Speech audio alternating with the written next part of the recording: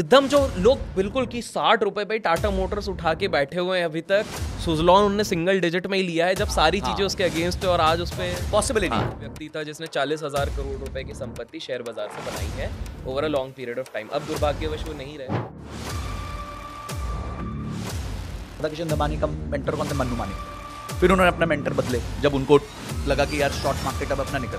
अब आपने सीएफए किया हुआ है तो I need to understand from your perspective, क्या इस तरह के क्वालिफिकेशंस हेल्प करते हैं पैसे बनाने में और स्टॉक में? जो हाजिर वो वजीर। वजीर वो नहीं बनता जिसको नॉलेज होती है, वजीर वो बनता है जो हाजिर होता है। सो दोस्तों, आज मैं आप लोगों के लिए एक और स्पेशल गेस्ट लेके आया हूँ। हमारे पॉडकास्ट तो नहीं, हम इसको ज्ञान कास्ट बोलते हैं, ज्ञान की धाराएं बहती है यहाँ पे। एंड संजय जी हमारे साथ, इनको इंट्रोडक्शन की कोई ज़रूरत नहीं है, तो मैं सीधे ना सवालों के साथ शुरू करूँगा। कैसे है संजय जी आप? एकदम बढ़िया Abhishek ji, high on energy. अरे amazing. And I am pretty sure कि आज हमारे गेस्ट को काफ़ी सारी चीज़ें, फाइनेंस, स्टॉक मार्केट, टैक्सेशन, काफ़ी चीज़ों के बारे में सीखने मिलेगा। मेरा पहला स्ट्रेट सवाल है, आपने सीएफए किया हुआ है जी। हमारी ऑडियंस का बहुत बार ये सवाल आता है दिमाग में कि यार बॉस, सीए करना ज़रूरी है, एमबीए करना ज़रूरी है, सीएफए करना ज़रूरी है क्या अगर हमको फाइनेंस की फील्ड में प्रोग्रेस करना है? क्योंकि वो कहते हैं कि हमें तो लगता है इसका कोई काम नहीं है।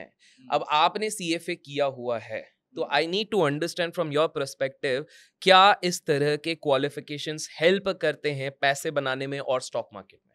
ग्रेट। तो first of all thank you Abhishek ji. आपको आज हमने फर्स्ट टाइम मैंने लाइव देखा है। पहले तो हम आपको मतलब we have been following you for so very long, given great content on finance. आप बहुत अच्छा फाइनेंस देते हैं, कंटेंट देते हैं। तो शुरुआत मैं आप ही की तरह से करना चाहूंगा। तो एक बहुत बड़े बिजनेसमैन बिल्कुल बिल्कुल। तो हमारे देश के सबसे बड़े बिजनेसमैन है। आप कमेंट में गेस कर लो। गेस कर लो जी। तो उनके यहाँ एक व्यक्ति काम करते थे जब पिताजी थे। तो पिताजी थे तो उनके यहाँ जो व्यक्ति काम करते थे उनका नाम है आनंद जैन। तो आनंद जैन को धीरू भाई ने, चलो मस्ती अलग है, बट धीरू भाई ने अपना तीसरा बेटा माना है और ये आनंद जैन के विकिपीडिया बायो पे लिखा हुआ है। ओके अगर आप आनंद जैन टाइप करेंगे ओके। तो विकिपीडिया बायो उनका खुलेगा और आनंद जैन जी का लिखा होगा कि he was assumed as the third son of Dhiru bhai Ambani. Wow. तो ये बोला जाता है। तो वो पेशे से इंजीनियर थे जिनका फाइनेंस से दूर दूर तक कोई लेना देना नहीं होता। आज आपका पॉडकास्ट बहुत सारे सॉफ्टवेयर इंजीनियर्स देख रहे होंगे जो डरते हैं फाइनेंस से। अरे यार मेरे को तो फाइनेंस आता नहीं, मैं इन्वेस्टमेंट क्या करूं। मैं जो बैचेस लेता हूं उसमें बहुत सारे इंजीनियर्स आ जाते हैं, सर आप भी इंजीनियर थे, आपने भी इंजीनियरिंग करी, फाइनेंस कैसे सीखा? तो आनंद जैन जो है without any finance degree was his CFO, यानी कि रिलायंस के वो लॉन्गेस्ट एवर सीएफओ रहे हैं जब Dhiru bhai Ambani chief financial officer. Yes. यानी कि मोटा भाई को भी जब पैसा लेना होता था अपने पापा से तो वो नहीं देते थे, आनंद जैन देते थे। तो ये उनका रुतबा था। Without having any chartered accountant degree और without having any finance background, this man became the CFO of Reliance and this is noted. आप तो इंटरनेट पे सर्च कर सकते हो, सब कुछ सर्चेबल है। और जब वो गए उसके बाद भी उनकी बहुत रिस्पेक्ट रही। और ये आपको मैं बता दूं, आनंद जैन जो है हर्ष जैन के फादर हैं जिनकी ड्रीम 11 कंपनी है। तो ड्रीम 11 की कंपनी के फाउंडर के फादर हैं मिस्टर आनंद जैन। तो आपके इस केस में आपने देखा कि एक बंदा जिसका फाइनेंस का कोई लेना देना नहीं था वो भी फाइनेंस एक बड़ी कंपनी का सीएफओ बना, देश की सबसे बड़ी कंपनी का सीएफओ बना। उसके बाद जब वो गए तो उन्होंने एक वेंचर फंड चालू किया, अगेन रिलायंस का वेंचर फंड था जिसके अगेन वो चीफ बने। तो यानी पैसे को लेकर संबंधित जितना काम था उस कंपनी का बहुत समय तक, अभी तो चलो सिस्टम्स बदले, वो भी ओल्ड हो गए तो उनको भी रिटायर करना था, तो उसके तब तक वही सीएफओ थे कंपनी के। तो मैं मैसेज क्या देना चाहता हूं कि आप अंत में जीवन में क्या करोगे इसका आपकी पढ़ाई से बहुत ज्यादा लेना देना नहीं होता है। एक और मैं आपको इसमें एग्जांपल दूंगा। मुझे याद है मैं आशीष चौहान जी से मिला, he is the managing director of national Stock exchange. जब मिला था वो मैनेजिंग डायरेक्टर ऑफ बीएसई थे। In fact, I had also a privilege to meet him for a Great. brief moment of time. हाँ। Wonderful person. तो मैं उनसे मिला और उनके साथ काफी देर चर्चा चली हमारी। तो उस टाइम पे उन्होंने अपनी एक कथा बताई कि जब वो रिलायंस के साथ काम करते थे, जब वो क्या कहते हैं फोन वाले डिवीजन के साथ आरकॉम में तो एक बार क्या हुआ, बहुत सारी कस्टमर कंप्लेंट्स आ रही थी कि बिल ठीक नहीं आ रहे हैं, ये सब नहीं आ रहे हैं। तो उनको बुलाया मोटा भाई ने कि भाई आओ जरा एक बार बैठो मेरे साथ। तो उनका काम कुछ और था और इनको बोला कि आप एक काम करो, ये जो कंपनी में पूरा इंटरनेट और ये टेक्नोलॉजी मैनेज करता है तो इसको क्या कहते हैं। तो उनको भी नहीं पता था क्योंकि उनका काम कुछ और था। वो गए, उन्होंने सर्च किया तो बोलते कि एक वो नाम आया सीआईओ, चीफ इंफॉर्मेशन ऑफिसर। तो वो गए मोटा भाई के पास, बोलते सर वो ऐसा ऐसा कोई डेजिग्नेशन, बोलते कल से आप सीआईओ। अब आप मैनेज करो ये सारी भसूड़ी को, वाओ, सारी प्रॉब्लम्स को मैनेज करो. And today he heads National Stock Exchange. He is a Wow. IIT Bombay IIM Cal pass out. तो ये end of पता the- था पर ये वाला एंगल नहीं पता हाँ, था. तो ये Wow. हमको उन्होंने खुद बताई थी वो story. I had the privilege of Wow. Talking to him on the story. My point is कि आप अंत में क्या करोगे वो आपका एजुकेशन 100% नहीं डिसाइड करता. तीसरा एक और केस सुनाता हूँ. कुंवर सचदेव करके एक व्यक्ति है जो पहले सुकैम करके कंपनी होती थी इन्वर्टर की, अब तो वो डिफंक्ट हो गई, NCLT चली गई. तो सुकैम के मालिक थे कुंवर सचदेव. तो he came to our college once to deliver a lecture और he was a MSc in statistics. Okay. और लोग कहते थे कि यार तू MSc स्टैटिस्टिक्स में, तू ये पावर इलेक्ट्रॉनिक्स में कहां घुस गया? Inverter is pure power electronics. Correct. तो वो कहते हैं मैंने कुछ नहीं किया, मैंने वो खोला, एक एक पुर्जा समझा, उसको वापस रैप किया, तो एक बार रैप कर दिया तो समझ आ गया मैं बना सकता हूं, मैंने इसकी फैक्ट्री डाल दी. अब एक MSc इन स्टैटिस्टिक्स ने एक power electronics company giant create कर दी, सुकैम, जिसको एक बार सचिन तेंदुलकर भी Yes. Was the brand ambassador. 3 story सुनाने का रीजन ये था कि मैं आपको बताना चाहता हूं कि your education in long run will not have a lot of impact on your career growth, money, everything. ये सिर्फ एक स्टार्टिंग पॉइंट है, एंट्री है, क्योंकि आप नौकरी करना चाहते हो तो ये एक एंट्री बन जाती है आपके लिए. उसके बाद आपके करियर में बहुत सारे ऐसे शिफ्ट्स एंड टर्न्स आएंगे. आज आप फाइनेंस का कोई एक्स पढ़ रहे हो, पता चला 10 साल बाद वो चीज एग्जिस्ट ही नहीं करती, कुछ और नई चीज आ गई है. तो अडेप्टेबिलिटी इज वेरी इंपॉर्टेंट. इसलिए मैं हमेशा कहता हूं it is only 15% skills, 85% your attitude towards getting what you want to do. तो ये मेरा आंसर रहेगा. कोई भी डिग्री, आज मैं इतने स्टॉक एनालिस्ट को जानता हूं जिन्होंने ना CF करी ना CFA करी, कुछ भी नहीं किया, still they are doing very well. इतनों को जानता हूं ओवर एजुकेट हो चुके हैं, डिसीजन पैरालिसिस हो जाता है, एनालिसिस पैरालिसिस जिसे हम कहते हैं, कि मैं स्टॉक ही नहीं चूज कर पा रहा हूं, इसका ये हो गया, इसका ये हो गया, कौन सा मॉडल लगाऊं, क्योंकि आपको 20 चीजें आते हैं तो आप सोचते रहते हो 20 में से कौन सी चीज लगा दूं. वर्सेस एक आदमी होता है जिसको एक ही चीज आती है, वो बार बार वही करता है, कभी जीत जाता है कभी हार जाता है, ओवरऑल जीत जाता है. So I think it is a game of it is not a game of skills, it is a complete game of your attitude. आप कैसे चीजों को समझते हो, सीखते हो, जल्दी से सीखते हो, जल्दी गिरते हो, जल्दी उठते हो, तभी आप एक अच्छे इन्वेस्टर, सक्सेसफुल इन्वेस्टर बन पाओगे. Beautifully answered. जो मुझे अपने दूसरे क्वेश्चन पे लीड कर रहा है. आपने जब रिलायंस की बात करी तो रिलायंस को आज हम सबसे ज्यादा जानते हैं फॉर डेटा, एंड डेटा का मार्केट आजकल काफी बजिंग चल रहा है. मुझे जहां तक याद है 2009 की भी अगर बात करें, अचानक से एवरीबडी 2008-9 पे सब बात कर रहे थे कि टेलीकॉम इंडस्ट्री सबसे ज्यादा बजिंग होगी बिकॉज डेटा आएगा and it will transform. But जी. उस समय पे फिर हमने देखा कि अ फ्यू इंसिडेंट्स हैपन जिसके बाद telecom industry didn't grow till almost a decade, more than a decade. 10 साल बिल्कुल. और आज के समय पे हम हमेशा वापस ऐसा एक ट्रेंड देख रहे हैं, डेटा डेटा डेटा डेटा. मेरा सिंपल सा आपसे एक सवाल है कि ये डेटा का जो मार्केट है इसको थोड़ा सा डिकोड कीजिए, क्योंकि हमारे भी काफी सारे व्यूअर्स ब्लाइंडली शायद बेट करने की कोशिश कर रहे होंगे कि नेक्स्ट फ्यूचर इज डेटा. तो ये डेटा के मार्केट को थोड़ा सा, डेटा इन द सेंस में ये 5G 4G ये सारे डेटा की बात करो, इसको थोड़ा डिकोड करके बताइए. एंड अगर सटल हिंट्स दे सके कि इसमें विनर कौन हो सकता है आगे जाके, दैट वुड बी विनर. देखिए, पॉइंट डेटा का सिंपल है कि ये वॉर है ना, है ही बड़े लोगों की, ये छोटे लोगों की गेम है ही नहीं. ठीक है, छोटे लोग इसकी एक वेव को राइड कर सकते हैं, पर ये समंदर नहीं बन सकते. समंदर तो वो 2-3 ही प्लेयर है, जैसे रिलायंस हो गया, एयरटेल हो गया, या इस तरीके से जो कंपनीज हो गया, आइडिया हो गया, तो वो तो बचा ही हुआ है. आपने सही वर्ड सही वर्ड यूज किया है. We are just surviving. तो वो भी क्योंकि एक भारतीय अच्छे बिजनेसमैन का उस पे अचानक से हाथ चला गया, और लोग गेस करेंगे कमेंट्स में. ये मैं सोच के आया था, जो एटलीस्ट 5-6 बार ये जरूर करूंगा. ये लोग गेस करेंगे. तो एक अच्छे बिजनेसमैन का हाथ लगा उनके सर पे, तो बच गए थोड़ा सा वो इंडिया में. तो माय पॉइंट इज कि समंदर आप नहीं बन सकते इसमें. यस, आप इसके एक वेव बन सकते हो, एक छोर बन सकते हो, इसमें तैरती हुई एक नौका बन सकते हो, थोड़ा बड़ा जहाज भी बन सकते हो, पर अगर आप समझ लो इसका समंदर बनोगे तो आप नहीं बन सकते. और इस गेम को जीतने के लिए आपको एक्सट्रीमली हाई केपेक्स लगता है, टाइम लगता है, कंसिस्टेंसी लगती है. और ये ना अफीम बेचने की तरह है. देखिए, पहली बार जब अफीम बेची जाती है ना, तो अफीम बेचने के पैसे नहीं लेते जब पहली बार अफीम बिकती है. ठीक है, क्यों? क्योंकि आपको लत लगानी है सामने वाले को. वो गाना है था, मुझे तो तेरी लत लग गई, तो वैसे लत लगानी पड़ती है. क्योंकि ये अगर आज एक्स एयरटेल है, रिलायंस है, तो किसी को तो अपनी लत लगानी पड़ेगी. और इंडिया में ना, या इंडिया में नहीं, वर्ल्ड वाइड किसी भी कंज्यूमर का बिहेवियर चेंज करना इस दुनिया का सबसे मुश्किल काम है. करेक्ट. अगर आज आप जाते हो दुकान पे, छोटी दुकान पे, आप बोलते हो मेरे को सर्फ एक्सेल खरीदना, आप कभी नहीं बोलते डिटर्जेंट पाउडर खरीदना है. या फिर आप जाते हो तो पहले, मेरे को याद है कीबोर्ड आते थे जब हम म्यूजिक सीखते थे, तो लोग बोलते मेरे को कैशियो चाहिए. अरे cashew is a brand, Yamaha है, रोलेक्स है, रोलैंड है, एनसोनिक है, बहुत सारे ब्रांड्स और हैं, बट नहीं जी, मेरे को कैशियो चाहिए. ठीक है, चाहे वो ले यामाहा ही लेके जाएगा पर उसको कैशियो चाहिए। तो ये जो कमोडिटाइजेशन ऑफ ब्रांड होता है, ये कब होता है? जब हैमरिंग होती है, आप अवेलेबल होते हो, आप बहुत ज्यादा स्पेंड करते हो, आप अफीम बेचते हो पहले फ्री में, और उसके बाद फिर लोग धीमे धीमे आपको अफीम का पैसा देते हैं। अब पीछे उन्होंने भाव भी बढ़ा दिए, वो तो सब लोगों ने मजाक किया कि शादी को स्पॉन्सर करने के लिए, फंड करने के लिए बढ़ा दिए, बट ठीक है। तो डेटा की जो वॉर है वो एक छोटा व्यक्ति उस स्केल पे नहीं खेल सकता। However he can build small businesses over it. API integrations हो सकते हैं, उसके बाद SaaS के सॉफ्टवेयर बेस्ड आपके बिजनेसेस बन सकते हैं, डेटा सेलिंग के, डेटा एनालिसिस के। बहुत सारे लोग मैं जानता हूं आजकल डेटा एनालिटिक्स की सर्विसेज दे रहे हैं कि आप हमें डेटा दे दो, हम आपको उसमें से मीनिंगफुल डेटा निकाल के देंगे। एक होता है कि डेटा पूरा कचरे की तरह पड़ा है आपके पास, उसमें से मीनिंग निकालना, एक्शनेबल्स निकालना, उसकी सर्विसेज आप दे रहे हो। तो डेटा के अराउंड आप मतलब उस साम्राज्य के अराउंड कुछ सर्विसेज बना सकते हो, पर वो साम्राज्य सिर्फ 2-3 लोग ही ओन करने वाले हैं, और कभी भी मुझे नहीं लगता कि इसमें कोई मोनोपोली आ पाएगी।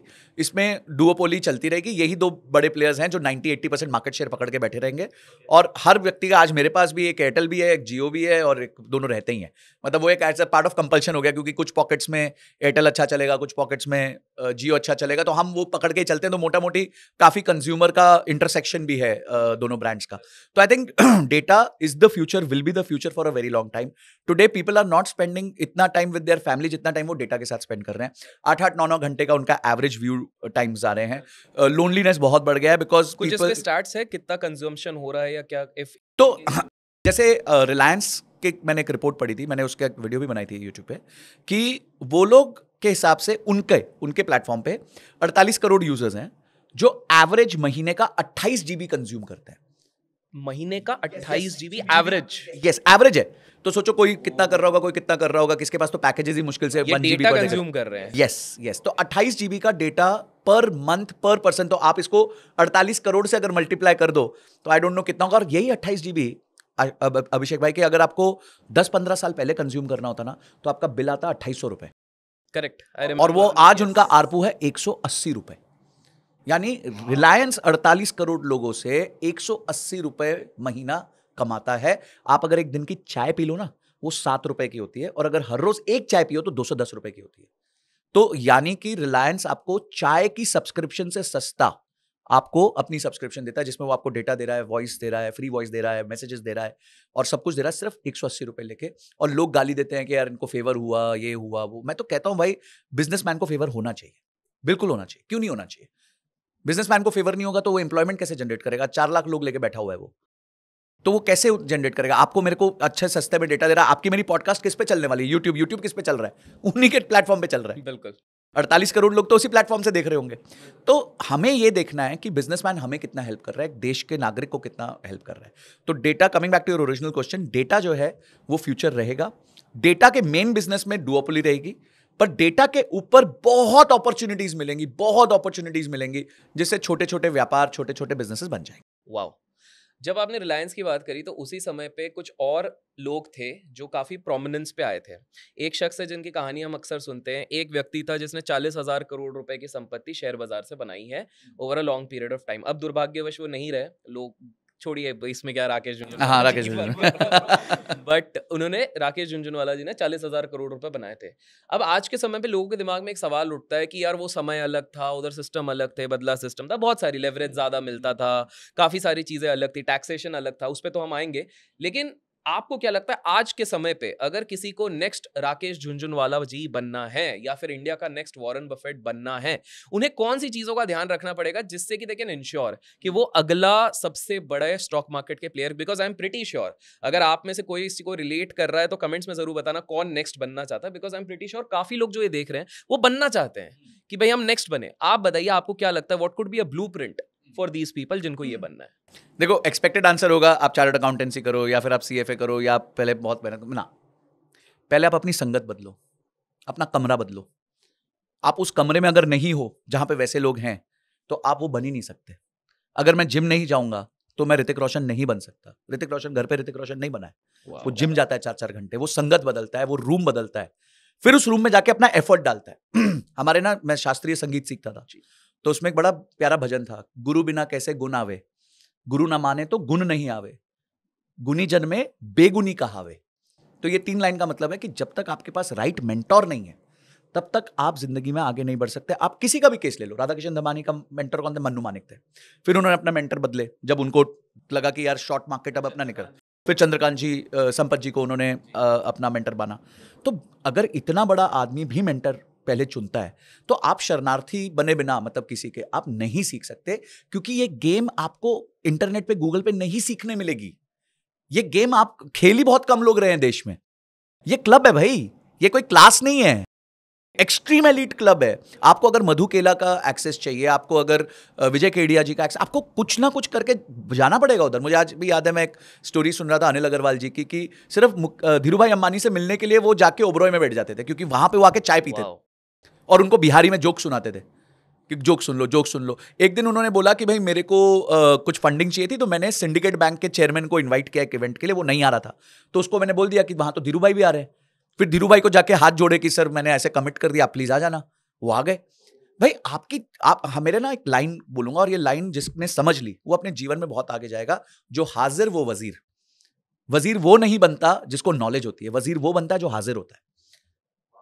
तो आपका इंटेलिजेंट होना, इंटेलेक्चुअल होना कोई मायने नहीं रखता जब तक आप उस संगति में नहीं हो, आपके पास गुरु नहीं है, आपने राइट तरीके से उस ट्रेड को वहां सीखा नहीं है। मुझे बताओ, जो चीजें राधा किशन, आप तो इतना जानते हैं, मुझसे कहीं ज्यादा जानते हैं, जो चीजें राधा किशन दमानी ने एग्जीक्यूट करी, क्या वो पहले से जानता था? वो तो मन्नू मानिक के साथ एसोसिएशन में जाना। अच्छा, वो एसोसिएशन में उनको राकेश झुनझुनवाला जी भी मिल गए, और भी लोग मिल गए। राकेश जी ने अपना मेंटर बनाया राधा किशन, फिर उन्होंने उनको मेंटर बना लिया। तो आप सोचो ना, ये तो एक ट्रेल चेन है ना। और आज अगर आप देखो वेल्थ के केस में, तो सबसे ज्यादा पैसे राधा किशन दमानी जी के पास, सेकंड मोस्ट थे राकेश जी के पास। तो आपको पहले अपना गुरु बनाना है, अपनी संगति चेंज करनी है, अपने आप को नीचा समझना है, आपको स्टूडेंट समझना है, अपने आप को भगवान नहीं समझना है। ये सारी स्किल्स जो है ना, कि बुक्स को कैसे एनालाइज करते हैं, तो चौपड़ा है यार, ये तो मैथ है। इन्वेंट्री टर्नओवर रेशियो, ये रेशियो, वो रेशियो, रिटर्न और capital employed, growth in sales, growth in PAT, ये सबसे मार्केट नहीं चलती है। मार्केट इन लोगों के क्लब से चलती है। तो ये मेरा लगता है सबसे पहला स्टेपिंग पॉइंट आपका है एक्सट्रीम वेल्थ क्रिएशन का, कि आप अपना कमरा बदलो। उस कमरे में जाओ जहां पे उतने समझदार, उतने लर्नेड लोग बैठे हैं, ताकि कुछ भी उनकी बातों में से ज्ञान, एक बात भी आ गई तो लाइफ चेंजिंग हो सकती है, लाइफ चेंज हो जाती है। भाई ये संगति का मैं आपको मेरा पर्सनल फीलिंग बताता हूँ। मतलब देखिए, मैं ऐसा नहीं है कि मैं भगवान हूँ, मैं कोई बहुत बड़े स्तर पे हूँ, पर अभी क्या हुआ, पीछे मेरे एक बहुत अच्छे दोस्त हैं, उनकी एक SME लिस्टेड कंपनी, अच्छी खासी मार्केट कैप है। पहले जितनी मार्केट कैप पे लिस्ट किया था उससे 15-20 गुना हो गए 2 साल के अंदर। तो बड़े देसी अच्छे व्यक्ति हैं। तो उन्होंने मुझे कहा कि संजय जी आप एक बार चलो, मेरे को ना बॉम्बे जाना है, क्योंकि बहुत सारे म्यूचुअल फंड हाउसेज जो हैं अब मेरे से बात करना चाहते हैं, तो I want you to be there. थोड़ा वो देसी हैं, थोड़ा था उनको, और प्रेम भी था। तो मैं गया जी उनके साथ, और आज तक हमने इस लेवल पे सोचा, मैं किसी म्यूचुअल फंड मैनेजर से मिला नहीं जिंदगी में। अब वहाँ पे ना दिन भर का प्लान बना हुआ है, सुबह 9 बजे से लेकर शाम के 5 बजे तक। 9 से 10 HDFC, 10 से 11 बंधन, 11 से 12 ICICI, 12 से 1 कुछ प्राइवेट वेल्थ मैनेजर्स, 1 से 2 लंच, 2 के बाद ये। और मैं उस कमरे में जब बैठा, सिर्फ बैठा एज एन ऑब्जर्वर बैठा हुआ था, मेरे को कुछ करना नहीं था, सिर्फ समझना था कि कहाँ वो उनको इंप्रूव कर सकते हैं, कहाँ वो अपनी प्रेजेंटेशन में कैसे वर्ड्स यूज़ कर सकते हैं, क्योंकि मुझे फाइनेंस का नॉलेज है, उनको धंधे का नॉलेज है। तो जी मैंने पूरा सुना अभिषेक भाई। उसके बाद मेरे को लगा कि यार एक व्यक्ति अगर इंडिया में, वो देसी आदमी है, गांव से बिलोंग करते हैं, 10-15 साल लग जाए ना, 10-15 साल, तो वो आराम से एक 5,000 करोड़ की कंपनी अब तो बहुत आसानी से बना सकता है। अब 15 साल भी नहीं लगना पड़ेगा, हो सकता है 6-7 साल में वो काम हो जाए। वो क्यों हुआ? क्योंकि मैंने अपना कमरा बदल दिया। मेरा कमरा बदल गया, और जैसे ही वो कमरा बदला, मैंने फंड मैनेजर्स को, वहाँ वो आके बंधन वाला बैठा है, बोलते हैं अच्छा सर मैं ना 1.25 लाख करोड़ मैनेज करता हूँ। 1.25 लाख करोड़, ये कैसा नंबर होता है? मतलब आप ना अचानक से फिर आप ये 1 करोड़, 2 करोड़, 5 करोड़, 10 लाख आपके लिए मैटर ही नहीं करता है, क्योंकि आपने अपना कमरा बदल लिया। तो ये मेरा पर्सनल एहसास किया हुआ, महसूस किया। एंड इसी से रिलेटेड हमारे ancient books, in fact historical books में एक रेफरेंस है स्वामी विवेकानंद जी का। He goes to a country, एक कंट्री जाते हैं, वहाँ पे बहुत पॉवर्टी है। वहाँ पर जब वो जाते हैं तो हर कोई बोलता है कि अब तो हम रहने लायक नहीं बचे, अब हम ये छोड़ के चले जाएंगे, ऐसा वैसा करके। सो स्वामी जी का वर्ल्ड टूर चलता रहता है उस समय पर। विवेकानंद जी बोलते हैं मैं अगला मेरा जो सेशन है, मैं स्पीच देने वाला हूँ, अमेरिका में देने वाला हूँ, इधर के जो प्रोमिनेंट बिजनेसमैन है मेरे साथ चलो। बिजनेसमैन बोले वेल क्या ही करेंगे जाके, इधर बिजनेस तो हो नहीं रहा, चलो ठीक है चल लेते हैं। वो उनके साथ जाते हैं, 2-3 महीने रहते हैं स्वामी जी के साथ, अमेरिका में रहते हैं। उसके बाद वो वापस कंट्री में आते हैं, कंट्री फ्लरिश होने लग जाती है, बिजनेसेस फ्लरिश होते हैं। रीज़न ये रहता है क्योंकि उन्होंने अपना एनवायरनमेंट चेंज किया। जब अमेरिका गए तो अमेरिकन ड्रीम जो चलता था वो देखा, दे गॉट इंस्पायर्ड कि अच्छा दुनिया इससे भी अलग है। वो उस तरह के लोगों से मिले, took ideas, took inspiration, came with positivity, इधर आए और वापस फ्लरिशमेंट। जस्ट इमेजिन, सिर्फ कमरा बदला, एग्जैक्ट। तो मैं तो इसको ये कहता हूं, कमरा बदला अप्रोच रखो। जिस कमरे में आपको लग रहा है आपकी ग्रोथ नहीं हो रही, उस कमरे को छोड़ दो, बाहर निकलो, भाग जाओ, उस एसोसिएशन को छोड़ दो, दोस्ती यारी रखो सबके साथ जो जिनके साथ बचपन से है। पर देखिए, आपके ना सारे दोस्त आपके एस्पिरेशंस को मैच नहीं कर पाएंगे, and it is not wrong also कि आप अपने एस्पिरेशंस को एम कर रहे हो। वाह, तो ये दोस्तों बहुत इंपॉर्टेंट मैसेज है आज के टाइम पे, स्पेसिफिकली इंटरनेट एज और सोशल मीडिया में तो और ज़्यादा ज़रूरी है कि आप बहुत सिलेक्टिव हो विद रिस्पेक्ट टू किस तरह की संगत, किस तरह के कंटेंट आप कंज्यूम कर रहे हैं। क्योंकि आप पता लगा, आपको लग रहा है कि यार देखो ये सब हंसी मजाक चल रहा है, हम उसी में लगे पड़े हुए हैं, आप अपना टाइम वेस्ट करो। तो अपना एनवायरनमेंट बदलो, एज ही मेंशन्ड, एंड सारी चीज़ें बदलेंगी। मतलब ये काफ़ी अलग तरीके से आपने आंसर किया। यूजुअली सब वही कन्वेंशनल आंसर देते हैं, बट ये काफ़ी जगह पे हमने सुना भी है, and this is what I also believe कि आप उन 5 लोगों के एवरेज बन जाते हो जिनके साथ आपको उठना बैठना होता है। And this is what I have seen. जब मैं ऐसे लोगों के साथ रहता था जो दिन भर दूसरों की बुराई कर रहे हैं, खींचातानी कर रहे हैं, तो हम भी वैसे ही हो रहे थे। बिल्कुल। लेकिन जैसे ही हम उनके साथ बैठने लग गए, जो एस्पिरेशंस की बातें करते हैं, जिनने लाइफ में कुछ उखाड़ा है एक्चुअल में, उनके साथ रहते हैं, तो समझ में आता है इनको कोई लेना देना नहीं है। They have a different thinking process. बिल्कुल बिल्कुल। एंड वो उस हिसाब से सोचते हैं। लेकिन बड़े लोगों की हम जब बात कर ही रहे हैं, तो एक बहुत चीज होती है जिससे आम जनता बड़ी परेशान होती है, और बड़े लोग कभी दर्शाते नहीं है, तो हमें नहीं पता। वो होता है टैक्स सिस्टम। और टैक्स सिस्टम को लेके इतना हंगामा हुआ, जैसे हाल फिलहाल में जब बजट के बाद भी काफी सारे लोगों ने कहा कि अरे यार हमारा टैक्स सिस्टम क्या बन रहा है। उसके बाद अगर हम सिक्योरिटीज मार्केट की भी बात करें, तो आए दिन कुछ ना कुछ इस तरह से नोटिफिकेशंस आ रहे हैं कि यहाँ पर भी एसटीटी बढ़ेगा, टैक्स बढ़ेगा। वो सारी चीजों को सेकंड पार्ट में लेंगे, लेकिन पहले मेरे को ये समझना है आपके थ्रू, क्या टैक्स सिस्टम हमारे देश में जस्टिफाइड है? येस और no? If yes why, if no why not? और किस प्रकार से, एक एड ऑन क्वेश्चन है ताकि आप फ्लो में इसका जवाब दे सके, किस प्रकार से आम नागरिक अपनी इस पूरी तरीके की प्लानिंग कर सकता है जिससे वो निकल सके? देखिए, मेरा ना टैक्स को लेके बहुत काउंटर इंट्यूटिव व्यू है, हो सकता है बहुत गालियां पड़ेंगी। मैं आपको एक उदाहरण देता हूं। एक परिवार है, उस परिवार की आमदनी साल की 3,20,000 रुपए, उस परिवार के खर्चे 4,80,000 रुपए। उस परिवार में 10 बच्चे हैं, एक कमा रहा है, 9 नहीं कमा रहे, 9 को भी पेट भरना है। अब माँ जो है बैठ के खाना बना रही है, तो वो ज्यादा आमदनी की अपेक्षा किस बच्चे से करेगी? वो एक बच्चे से करेगी। यही इंडिया का हाल है। अब इसके राइट नंबर्स आपको दे देता हूँ। इंडिया का रेवेन्यू साल का है 32 लाख करोड़, जो टैक्स कलेक्शन से यहाँ सबसे अलग अलग सोर्सेज से आता है। खर्चा 48 लाख करोड़।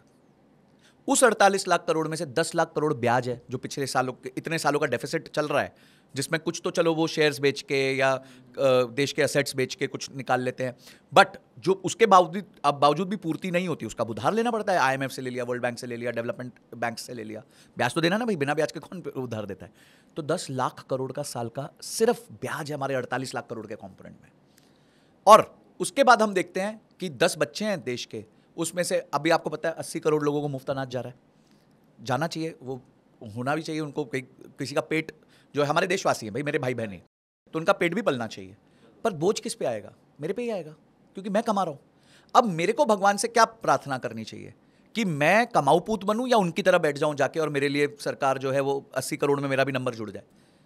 तो मेरा पर्सपेक्टिव बहुत क्लियर है कि आने वाले बहुत समय तक जीरो रिलैक्सेशन होगी इंडियन टैक्स पेयर्स को, जीरो। किसी को कोई अपेक्षा नहीं रखनी चाहिए टैक्स में। और मैं गलत सही नहीं कह रहा, मैं बीजेपी का स्पोक्सपर्सन नहीं हूं, कुछ नहीं हूं, मैं तो सीधा सिर्फ मैथ्स दे रहा हूं कि वो स्कोप ही नहीं है ना भाई। हाँ, अगर वो पॉपुलिस्ट होना चाहते हैं, ये सब करना चाहते हैं, तो फिर वो इकोनॉमी की कमर तोड़ देंगे, और इसका इंपैक्ट लॉन्ग टर्म में हमें ही आएगा, उनको नहीं आएगा। जो आज मुफ्त अनाज खा रहे हैं, ये हमें ही आएगा, क्योंकि मार्केट्स क्रैश कर जाएंगी, मार्केट्स, फॉरेन इंस्टीट्यूशनल इन्वेस्टर्स का भरोसा टूट जाएगा कि यार ये गवर्नमेंट तो, वेनेजुएला में क्या हुआ, यही तो हुआ, सोशलिज्म तो फैला। सोशलिज्म से देश नहीं चलता है, कैपिटलिस्ट होना पड़ता है। आज यूएस क्या बात कर रहा है? यूएस का डेट है 34 ट्रिलियन US डॉलर्स, उनकी इकोनॉमी का 2 गुना। और इंडिया का डेट है हमारी इकोनॉमी का 50-60%। तो हम तो वैसे देखा जाए तो उनसे ज्यादा अच्छी स्थिति में है। करेक्ट। तो अभी हमारे देश को बहुत जरूरत है टैक्स कलेक्शन की, टैक्स नेट बढ़ाने की। जब तक ये नंबर 50 लाख करोड़ 55 लाख करोड़ नहीं हो जाता, तब तक हमारे को कोई रिलैक्स, रेवेन्यू का नंबर कह रहा हूं, कॉस्ट का, अगर जब तक ये 55 लाख करोड़ नहीं हो जाता, तब तक हमें रिलैक्सेशन नहीं मिलेगी। और हम कमाऊ पूत हैं हमारे घर के, भगवान ने हमें ये क्षमता दी है, भगवान ने हमारे ऊपर आशीर्वाद दिया है कि हमें कमाऊ पूत बनाया, हम अच्छा कमा सकते हैं, तो जो टैक्स हमारा बनता है हम देंगे। जितना लॉजिकली और लीगली बचा सकते हैं उसको बचाएंगे, वो पूरी कोशिश करेंगे, वो हमारा अधिकार है, उतनी सरकार भी अधिकार दे रही है। बस उसके अलावा जो मेरा बनता है वो मेरे को देना पड़ेगा, मेरे पास कोई ऑप्शन नहीं। तो देखिए, ये एक आपका व्यू हो गया, ठीक है। अब बीच में बड़े मीम्स आते हैं कि भाई देश में टैक्स ही 3 करोड़ लोग देते हैं, पर जैसे ही टैक्स का अनाउंसमेंट होता है कि टैक्स में कोई कटौती नहीं हुई, बचत नहीं हुई, तो 30 करोड़ लोग ट्वीट कर देते हैं। तो यही हालत है। अब मैं आता हूँ सिक्योरिटीज मार्केट पे, ठीक है। यानी सिक्योरिटीज मार्केट में सब लोग बहुत रोते हैं और हम दोनों को तो लोग ज़्यादा कर, और खासकर आपको तो उसी के लिए देखते हैं कि सिक्योरिटीज मार्केट पे क्या व्यू होगा। देखिए सिक्योरिटीज मार्केट पे भी हो हल्ला करने की बहुत ज़्यादा ज़रूरत नहीं है, क्योंकि इस साल कुल मिला के 30 लाख लोगों ने कैपिटल गेन बनाया है लॉन्ग टर्म। 30 लाख लोगों ने। उस 30 लाख में से मुश्किल से 3 लाख लोग एलिजिबल हुए टैक्स भरने के लिए, जिनका 1 लाख से ऊपर का गेन है। ओ, मतलब किसी ने 70,000 बनाया, 60,000 बनाया, 40,000, उनको तो देना नहीं है। 1 लाख तक अपना एग्जम्पशन है। 1 लाख तक एग्जाम्पशन है, जो अब सवा हो जाएगा। हाँ, अब सवा हो जाएगा, क्योंकि उन्होंने वहां 12.5 कर दिया। तो वो 30 लाख में से 3 लाख लोग तो एक्चुअली टैक्स देने वाले हैं। तो आप 30 करोड़ लोग क्यों रो रहे हो? पहले गेन तो बनाओ मेरे भाई। तो बहुत सिंपल है यार। ये क्या है कि ये न्यूज़ जो है ना, इसको हाई हाई करने में, छाती पीटने में लोगों को बहुत मजा आता है, और इसीलिए वो गरीब मानसिकता के लोग रह जाते हैं। ये गरीब मानसिकता। आप क्यों टैक्सेस पे फोकस कर रहे हो? Why are you not focusing on multiplying your income? देखिए हम कॉल ऑप्शन पुट ऑप्शन करते हैं। कॉल ऑप्शन क्या होता है? Unlimited gain. Correct. Put option में लिमिटेड होता है, क्योंकि ज्यादा से ज्यादा स्टॉक जीरो जा सकता है ना। निर्मला सीतारमण जी आपका टैक्स जीरो से कम तो नहीं कर पाएंगे।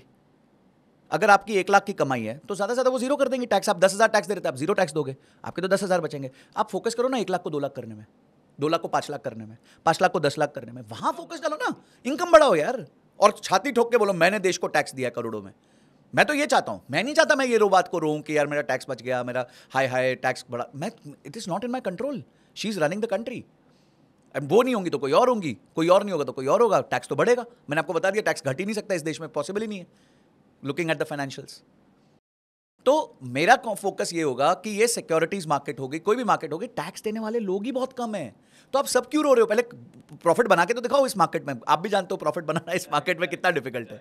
लॉन्ग टर्म लगता है, बहुत टाइम लगता है, बहुत कुछ लगता है। तो ये सब बेकार की चीज़ें हैं, इसमें मत फोकस करो।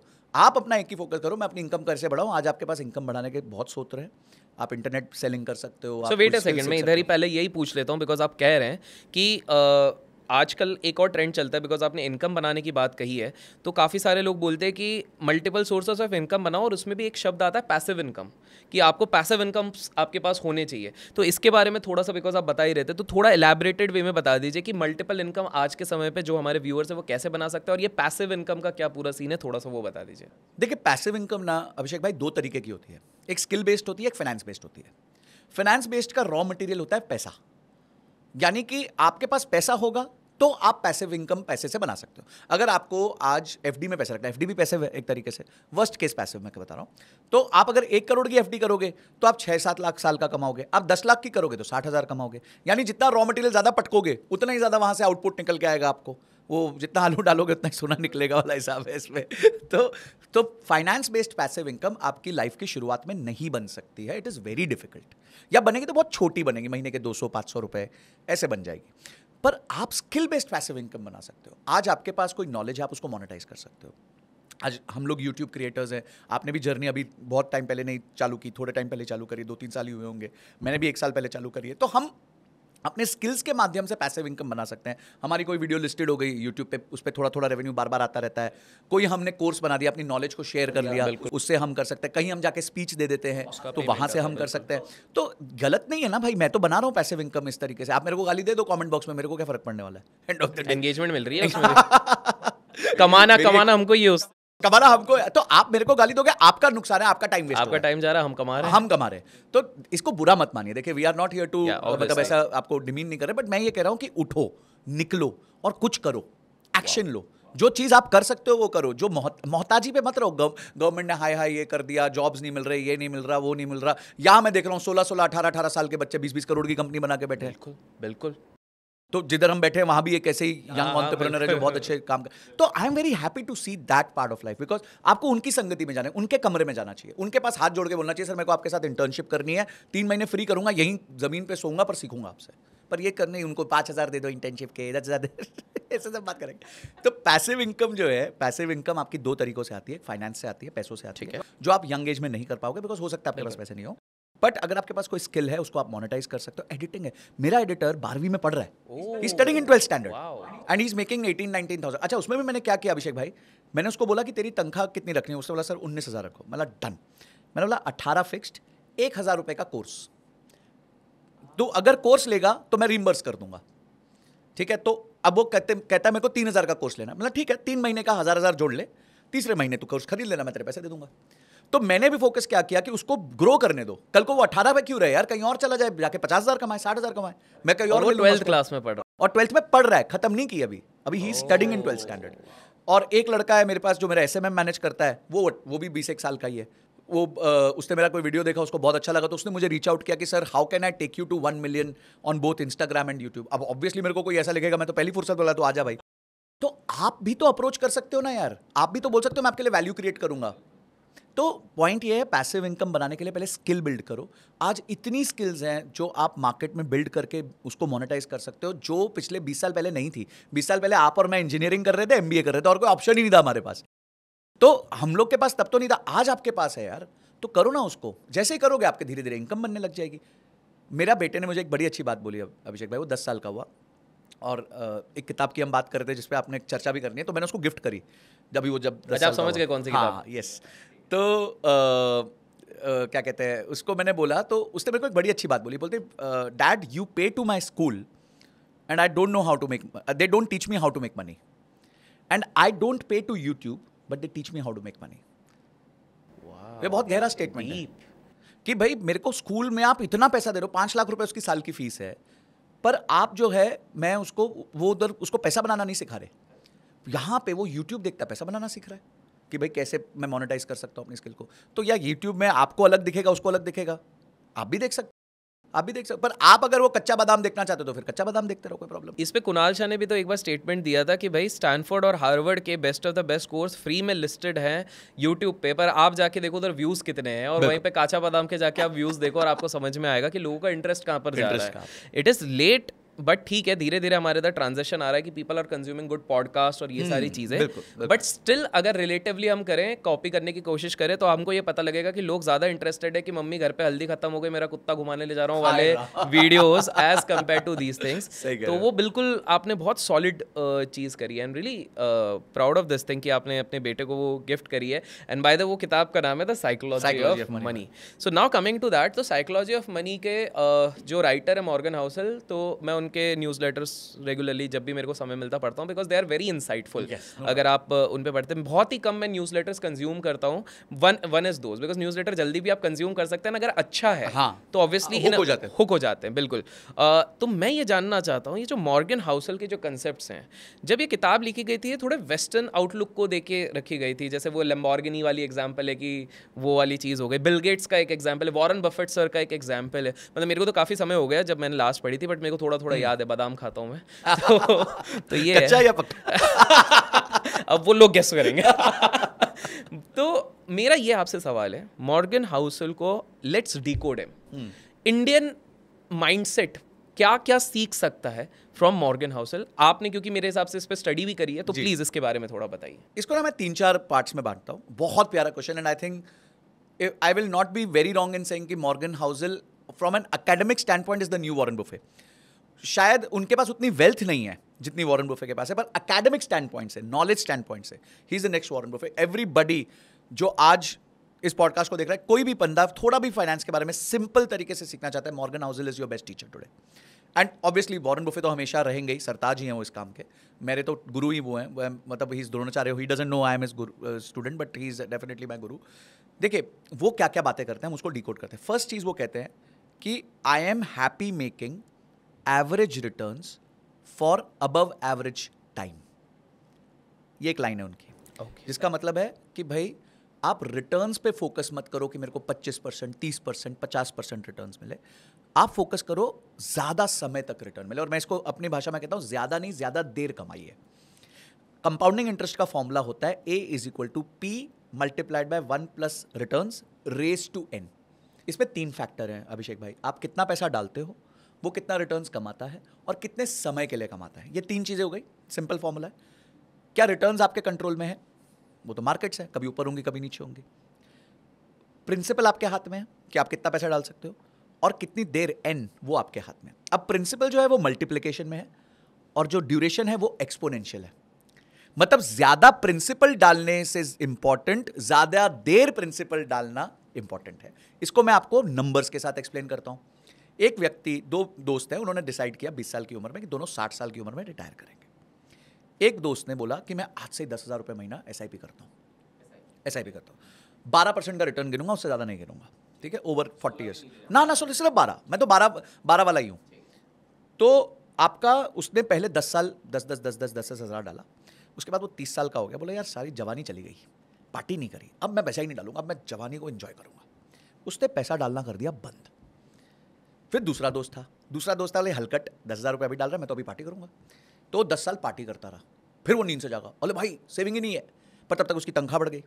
तो उसने बोला मैं 10 नहीं 20,000 डालूंगा। दूसरे दोस्त के पास 40 साल बाद, मतलब 10 जब उसने नहीं डाला और 30 जब उसने डाला। ये दूसरे दोस्त की बात कर रहे हैं? ये दूसरे दोस्त की बात कर रहे हैं, जो मस्ती में लगा हुआ जो था, मस्ती में शुरू में मस्ती में स्टार्ट लेटर उसने ज्यादा पैसे डाले, डबल पैसे डाले और ज्यादा टाइम तक डाले। हाँ, वो तो दोनों ने इक्वल टाइम उधर तक एंड। हाँ ठीक है।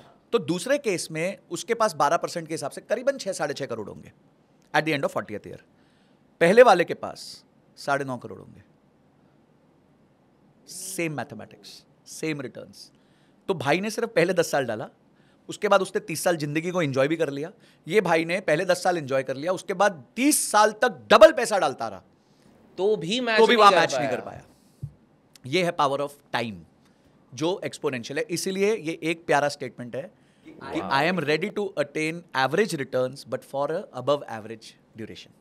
तो ये एक बात आप सब लोग सीख लो कि it is a matter of time not timing, it is a matter of time not the amount. आप कम पैसा डाल के भी सुपर अरबपति, तभी शायद इसमें वो मेंशन किया था ना कि ये वही जो आपने चीज कही कि ये मैटर नहीं करता कि आप मार्केट को टाइम करो, ये मैटर करता है आप कितने टाइम में तक मार्केट। देखो गवास्कर साहब होते थे, वो 100 बॉल तक कभी कभी टाइम पास कर रहे होते थे, टुकुर टुकुर टुकुर, क्योंकि उनको 5 दिन का टेस्ट मैच खेलना, he cannot leave the pitch. ठीक है, आपका ड्यूरेशन 5 days है, you have to sustain for 5 days and today this 5-day cricket died because everybody wants कि मैं पहले ओवर में छक्का मार दूं। मेंटालिटी T20 हो गई है, पर वेल्थ साली सिर्फ टेस्ट मैच से बनती है, वेल्थ बनती नहीं तो आप पैसे हारते रहोगे और लाइफ में पीछे होते रहोगे। मैं आपको बहुत सारी केस स्टडी सुना सकता हूं इस पर। तो ये पहला प्रिंसिपल हो गया। दूसरा प्रिंसिपल, अभी इसी को प्रिंसिपल को वॉरेन बुफे साहब ने कैसे बोला है, इसको मैं कहता हूं। वॉरेन बुफे साहब ने एक बहुत अच्छा स्टेटमेंट बोला कि एक रिश्ता लंबा कब निभता है। बहुत लोग ने बोला ट्रस्ट होना चाहिए, ये होना चाहिए, वो ऐसी बातें करी। उसने बोला नहीं, अपेक्षा कम होनी चाहिए। अगर आपकी अपेक्षा, आपके पार्टनर है, वाइफ है, गर्लफ्रेंड है, बॉयफ्रेंड है, एम्प्लॉयर है, एम्प्लॉई है, कोई भी पेरेंट्स है, बच्चे हैं, आप उनसे अपेक्षा अगर कम रखोगे तो आपका रिश्ता लंबा निभेगा। रिलेशनशिप लेसन भी काफी ये बहुत बड़ा रिलेशनशिप लेसन था, मेरे लिए भी था। जब मैंने उनको, उन्होंने बड़े कैजुअली बोलते हैं वो तो, पर उनको पता नहीं उनके मुंह से मोती निकल रहे होते हैं। करेक्ट। तो वो बोले कि when does a relationship last long, when there is less expectation. तो अगर आप स्टॉक मार्केट से 40% 30% एक्सपेक्टेशन लेके आओगे साल की, तो वो तो पूरी होगी नहीं। हो सकता है एक छोटे शॉर्ट ड्यूरेशन में 10। एक्चुअली क्या हुआ ना अभिषेक भाई, सारे ट्रेडर बने 2020 में, उसके बाद से मार्केट्स ऊपर गई हैं, तो अभी तक ना किसी ने वो देखा नहीं है। हम 2008 के पुराने चावल हैं, 2006 के रादर, तो हमने तो ये सब देखा हुआ है, हमें पता है कब मस्ती टूटेगी तो सब कितने लोग इसमें से वाइप आउट हो जाएंगे। वाला सीन तो अगर हो गया कभी गलती से, लोग अभी सिर्फ थियोरेटिकल जानते हैं ना कि अच्छा लेमन हुआ था, बट जब होगा तब, हाँ, तब बहुत लोग इसमें से साफ हो जाएंगे, बाय बाय हो जाएंगे, पिच छोड़ के चले जाएंगे। मेरे को लग रहा है आधे यूट्यूबर भी खाली हो जाएंगे, फ्री हो जाएंगे, बिल्कुल। अब तो कुछ नहीं बचा। या कैरी ऑन। तो आई थिंक ये एक स्टेटमेंट है पहला कि रिश्ते को भी निभाना है तो कम अपेक्षा रखें। सेकेंड चीज जो मॉर्गन हाउसल कहते हैं, वो ये कहते हैं कि जैसे इलॉन मस्क और ये सब की बातें हुई कि मैं इलॉन मस्क बन सकता हूँ, तो उन्होंने बड़ी अच्छी बात बोली। बोलते देखो करोड़ों में से 1, 2, 5, 10, 100 व्यक्ति ऐसे निकलेंगे आपके, तो I am happy they exist, ये उनका स्टेटमेंट है। I am happy they exist but I don't want to be at their place. Oh हाँ, I am happy they exist, ठीक है, क्योंकि उन्होंने दुनिया में बदलाव लाए, चेंजेस लेके आए, जीने का तरीका बेटर कर दिया, but I can not be one of them. अगर ये बात आप रियलाइज कर लेते हो ना, ये आपको बहुत पावर देती है कि आप, हर जन क्या सोचता है पहले दिन जब निकलता है वो इलॉन मस्क बनना चाहता है, ठीक है, वो जर्नी नहीं निभा पाओगे आप फिर। पर अगर इसको कंपाउंडिंग करते रहोगे तो हो सकता है शायद इलॉन मस्क नहीं, पर कहीं एक अच्छी जगह पहुंच, नवल पहुंच जाओगे कहीं ना कहीं। हाँ, नवल पहुंच जाओगे, या फिर आप दूसरे कहीं अच्छी जगह पहुंच जाओगे, मॉर्गन हाउसल पहुंच जाओगे। मॉर्गन हाउसल, बिल्कुल। तो आप जर्नी को जो है ऐसे मत देखो कि मैं, क्योंकि वहां जो उसके माइंड में चल रहा होगा वो अलग ही, मेरे को लगता है वो आया ही कहीं बाहर से, मेरे को मार्स वार्स से ही आया वो। मैं भी यही मानता हूँ, हाँ, मैं भी बिल्कुल यही मार्स से मानता आया हूँ, वो हाँ। आदमी, मतलब अलग ही चलता है। नेक्स्ट लेवल चल रहा है। और अगर हाँ। आप उसकी बायोग्राफीज भी पढ़ेंगे, 2 वर्जन है उसकी, वॉल्टर आइजैक्सन की एक है और एक दूसरी है, तब जी। भी पढ़ोगे तो आपका दिमाग ऐसे लगेगा कि ये बंदा है नहीं इस धरती का, बिल्कुल। अलग ही चल रहा है ये। अच्छा, उसके खुद के कितने बच्चे हैं, वो कहता है सेक्स तो बोरिंग काम है, इट्स अ वर्कआउट। तो हमने अच्छा ठीक है भाई, वर्कआउट करते तूने बहुत ही करते वर्कआउट कर लिया। ज़्यादा कर लिया। तो ये एक मॉर्गन हाउसल का सेकंड प्रिंसिपल है कि भाई I am happy they exist but I don't want to be one of them. Third, उसने बहुत अच्छी बात बोली कि don't copy anybody's investment strategy blindly because it is their property not yours. हमारे आज क्या बच्चे देख रहे हैं, अभिषेक सर की एक वीडियो देखता हूं, अभिषेक सर कैसे बना रहे हैं पैसा, उनकी वो कौन सी स्ट्रैटेजी, कौन सी कैंडल स्टिक कर रहे हैं। अरे अभिषेक सर को 10 साल लग गए उसको प्रैक्टिस करने में। मैंने एक मूवी देखी थी कराटे किड, उसमें एक सीन है वो ऐसे डालता है, ऐसे उतारता है, फिर वापस, वो बोर हो जाता है, पर बाद में वो समझाता है ये सिर्फ इतना करने से तेरे कितने मूव्स बेटर हो जाएंगे। तो किसी को बोरिंग काम नहीं करना है, किसी को अभिषेक भाई बताओ ना कौन सी क्या ट्रिक या टिप बता दो, टिप बता दो। ये तो एयरपोर्ट से निकलते निकलते पता नहीं कितने लोग, हाँ, आपको तो पीछे पड़ ही जाते हो। बिल्कुल, टिप दे दो, टिप दे दो। तो बोलो यार टिप चाहिए तो तुम टपरी पे चले जाओ। मेरे से क्यों मांग रहे हो? अब ऑफेंड हो जाएंगे इसलिए डायरेक्ट बोलता नहीं हूँ, बट दिमाग में आता है बोलने। नहीं, I think we should be harsh with them. नहीं तो बिकॉज दे आर, मैं उनके कभी कभी क्या होता है ना, आपको उनकी जान बचाने के लिए चीरा लगाना पड़ता है। डॉक्टर चीरा मजे से नहीं लगाता है, उसको अगर कोई अंदर पुर्जा खराब होगा तभी बेचारे को नहीं। चीरा सो आई हैव अ लगाना humble way of telling them कि यार आज तक किसी मिलियनर या बिलियनर को तुमने देखा है जिसने टिप के बदौलत इतना पैसा बनाया है? तो बोले नहीं। So then they come up to this conclusion. मैंने बोला that's why with due respect मैं कोई टिप नहीं दे सकता हूँ, मुझे खुद को नहीं पता कल क्या होने वाला है, then I just take an exit from that. तीसरा जो आपने बात कही वही अगली बात मॉर्गन हाउसल की है, एग्जैक्टली सेम बात है। उसने बड़ा अच्छा क्वेश्चन पूछा कि ये जो लॉटरी की दुकानें होती है वो कहाँ पे होती है? ओबरॉय होटल में नहीं होगी, ताज में नहीं होगी, एयरपोर्ट्स पे नहीं होगी, गरीबों के एरिया में होगी, जहाँ पे गरीब लोग रहते हैं, चौल के पास होगी, कोई चाय के टपरी के बगल में होगी। बिल्कुल, क्योंकि वहाँ पे गरीब लोग नहीं, गरीब मानसिकता के लोग रहते हैं, क्योंकि उनको सोशल अफर्मेशन नहीं मिल रहा, अपने ऊपर वो मेहनत नहीं करना चाहते, क्योंकि वो मुश्किल काम है, पढ़ाई करना, एक्स्ट्रा एफर्ट डालना, वो सब बहुत मुश्किल काम है। तो वो किसके भरोसे? भगवान के भरोसे। तो कोई एक अवतार होता है उनके सामने कि भाई एक लॉटरी की टिकट है, 100 रुपये डाल, हो सकता है तेरे 1 करोड़ लग जाए। तो वो हर महीने डाल के एक SIP कर देता है 100 रुपये की, और जिंदगी में कभी उसकी लॉटरी की टिकट नहीं लगता। तो लॉटरी की टिकट, टिप, स्ट्रैटेजी, इस तरीके से बोरो करना, ये सब गरीब मानसिकता शो करता है, यानी आप अपने ऊपर मेहनत नहीं करना चाहते हो, इसीलिए आप ये काम कर रहे हो। तो आप अपनी गरीब मानसिकता हटाओ। इशू आप गरीबों नहीं है। मैं भी कोई बहुत बड़े परिवार से नहीं। मेरे फादर एक गवर्नमेंट सर्विस में काम करते थे, पहले ONGC में थे, तो हमने भी हार्डशिप्स देखी हैं, बट उन्होंने हमें गरीब मानसिकता नहीं सिखाई। मैं इस बात का उनको बहुत कांग्रेचुलेट, कभी उन्होंने हमें लॉटरी टिकट नहीं खरीदना सिखाया, कभी ये सब गलत चीज़ें नहीं सिखाई। उन्होंने इन्वेस्टमेंट्स बहुत टाइम पहले से चालू करवा दी थी, उन्होंने पढ़ाई पर बहुत जोर रखा, मैथ्स पर बहुत जोर रखा, तो राइट चीज़ें करी हमने। तो आज हम यहाँ पहुँच सके। हमसे बेहतर भी बहुत हैं, बट जहाँ मैं हूँ I am very happy with where I am, wherever I am. तो ये भी बहुत एक ज़रूरी बात है कि आप संतुष्ट रहो। तो ये 3-4 मेरी बड़ी लर्निंग रही है मॉर्गन हाउसल से, कि आप कैसे अपने लाइफ के पूरी जर्नी को प्लान कर सकते हो। और वो क्या कहता है कि देयर इज़ नो गारंटी कि इन्वेस्टमेंट में रिटर्न्स बनेंगे, पर from a time adjusted basis. देखिए, एक होता है रिस्क एडजस्टेड, जैसे हम सब शार्प रेशियो ये सब कहते हैं, एक टाइम एडजस्टेड है। अब बताओ अभिषेक भाई, अगर कोई आज पैसिव फंड में पैसा डाल रहा है, उसका कितना टाइम जा रहा है? 0, कुछ ही नहीं जा रहा। उसका वो बटन लगा हुआ है, 20 तारीख को जाना है, 10,000 चला जाएगा, ऑटो डिडक्शन चल रहा है। यानी कि वो बचे हुए समय में अपने ऊपर मेहनत कर सकता है, अपनी एक्टिव इनकम बढ़ा सकता है, अपनी स्किल्स को अपग्रेड कर सकता है। पर ये नहीं करना है आधी जनता को, आधी नहीं 90% जनता को नहीं करना है। उनको मोहताजी चाहिए। उनको चाहिए यार कोई आए और मेरे को बता दे कि कौन सा शेयर खरीदना है, मैं आज खरीदूं, कल वो डबल हो जाए, परसों वो 4 गुना हो जाए, फिर वो 10 गुना हो जाए, अगला टाइटन, अगला ये। अच्छा, लोग मजेदार बात कहते हैं, बोलते हैं कि सर हमें ना काश ये टाइटन 2 रुपए में लिया था। मतलब गधे, तूने 2 में लिया था, 4 में बेच देता। ये 2 का 3,200 तक तू होल्ड ही नहीं करता। और आपको मज़ेदार बात बताता हूँ। सो कल मैं जहाँ था तो वहाँ पर भी एक एक्ट्रेस आई हुई थी, फेमस है, I don't want to name. तो बात फाइनेंस की शुरू हुई, उन्होंने सेम लाइन पूछा कि इन्वेस्टमेंट के टिप तो ठीक है, बोले यार लेकिन मैंने सुना है एक कोई थे ना आपके बहुत बड़े जिनने टाइटन 2 रुपए में लिया था और ऐसा हो गया। जस्ट सेम ही कंसेप्ट उन्होंने बोला था। ऐसा क्या हो सकता है अगला, ये बताओ। तो वो नहीं, अच्छा टाइटन गिरा भी था, हाँ, nobody is going to talk नहीं। हाँ, नोबडी इज गोइंग। यार वो देखिए क्या होता है ना, पास्ट में तो सारे मुकेश अंबानी हैं।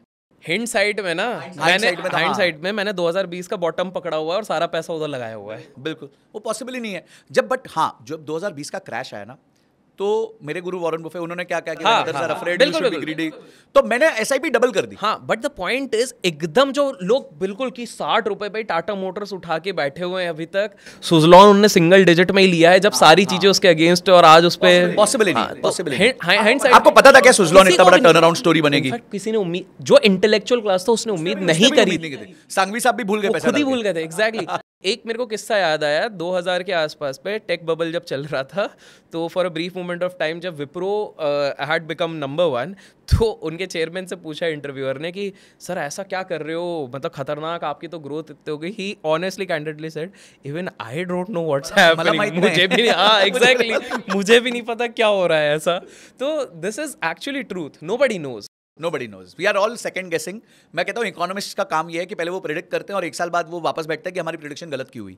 तो उनका मेजर काम यही होता है। आपने इकोनॉमिक्स की बात छेड़ दी तो मुझे एक चीज़ तो पूछनी है। रिसेशन आ रहा है और ये हर जगह लोगों ने हवा मचा के रखी है। एक हमारे वो रिच डैड पुअर डैड वाले रॉबर्ट कियोसाकी साहब है, वो तो पिछले 6 साल से 200 बार प्रेडिक्ट कर चुके हैं कि मार्केट में रिसेशन आ रहा है। और माइकल बूरी साहब एक बार सही हो गए, लेकिन उसके बाद भी हर साल आके वो बोल रहे हैं मार्केट में रिसेशन आ रहा है। रिस्पेक्ट है दोनों के लिए, हम उनके सामने कुछ भी नहीं है, but we are just saying recession आ रहा है। क्या आ रहा है तो कब आ रहा है और कैसे, ये क्या समझे? हाँ, जब 18,000 निफ्टी था ना, मेरे एक फ्रेंड को मैंने पूछा कि तो ऐसा, बोले यार बस ये 18 का जैसे ही 16 होगा मैं कर लूँगा। वो 18 का 20 हो गया। फिर जब मैंने 20 पे आया, बोले यार काश वो फिर से एक बार 18 हो जाए, तब मैं पक्का कर लूँगा संजय। बोला ठीक है। अब वो 20 का 22 हो गया।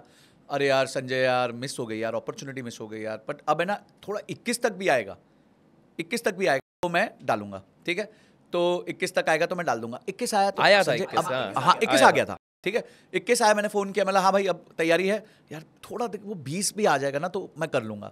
ठीक है, 20 फिर गया नहीं, फिर वापस ऊपर चला गया। आज वो 25,000 के आसपास निफ्टी पहुंच गया।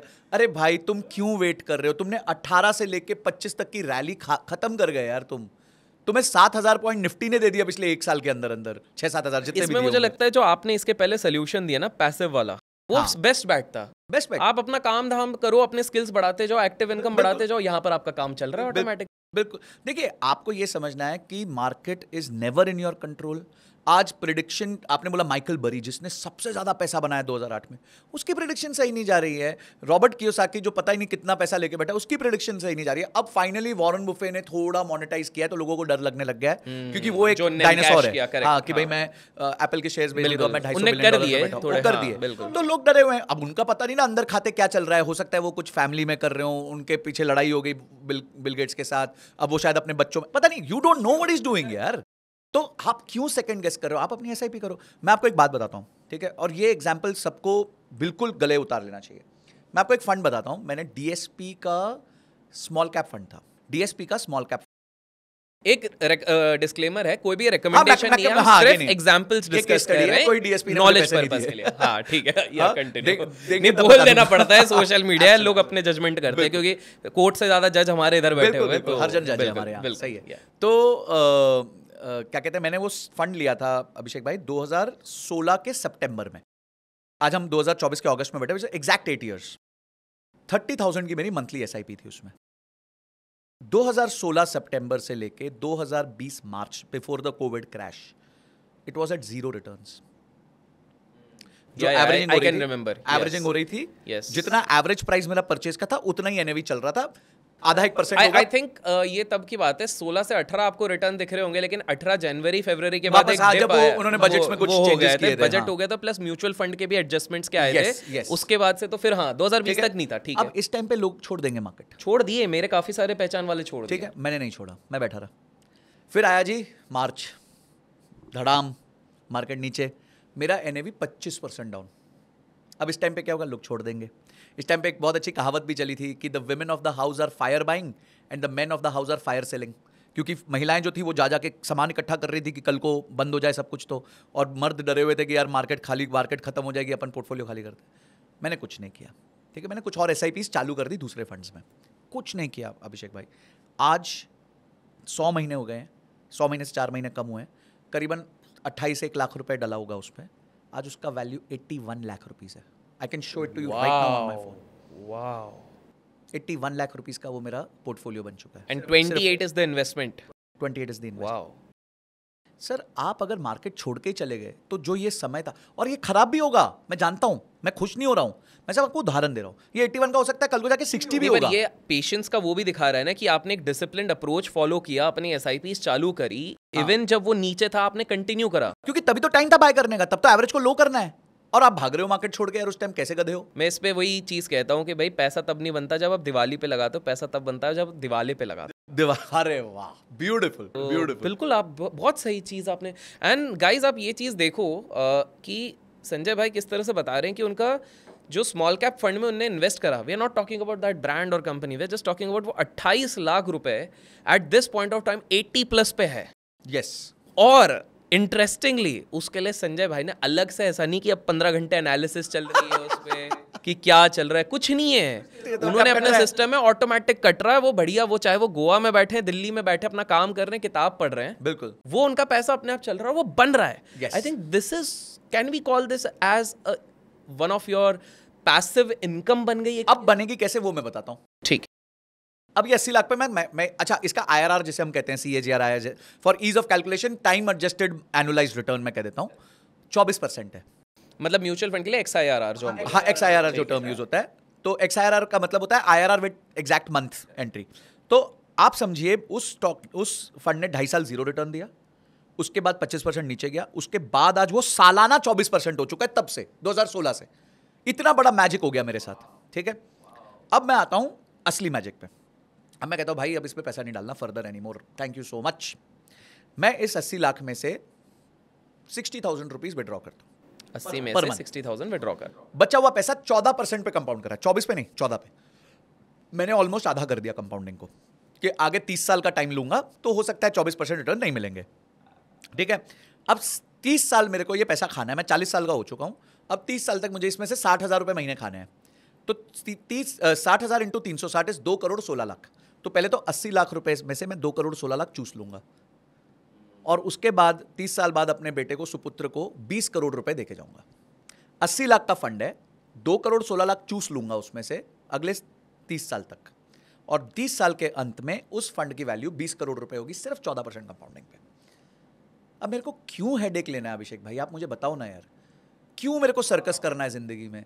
क्यों मेरे को रोज बैठ के ट्रेडिंग टर्मिनल पे वो कैंडल ऊपर गई नीचे गई, OHLC, बॉलिंजर, टॉलिंजर, RSI, PSI, TSI, ये सब सो बेसिकली ना आपने आंसर्स मेरे व्यूअर्स को दे दिए जो मेरे को इंस्टा पे भी फॉलो करते हैं। वो सोचते हैं कि भाई आप आधे टाइम घूमते रहते हो, कभी दर्शन चल रहा है, कभी बाहर घूम रहे हो, कभी इंडिया में घूम रहे हो, ये क्या हो रहा है? क्योंकि भाई कंपाउंडिंग उधर जब पूरा सब कुछ देख ही रहा है, इट्स माय बेस्ट फ्रेंड।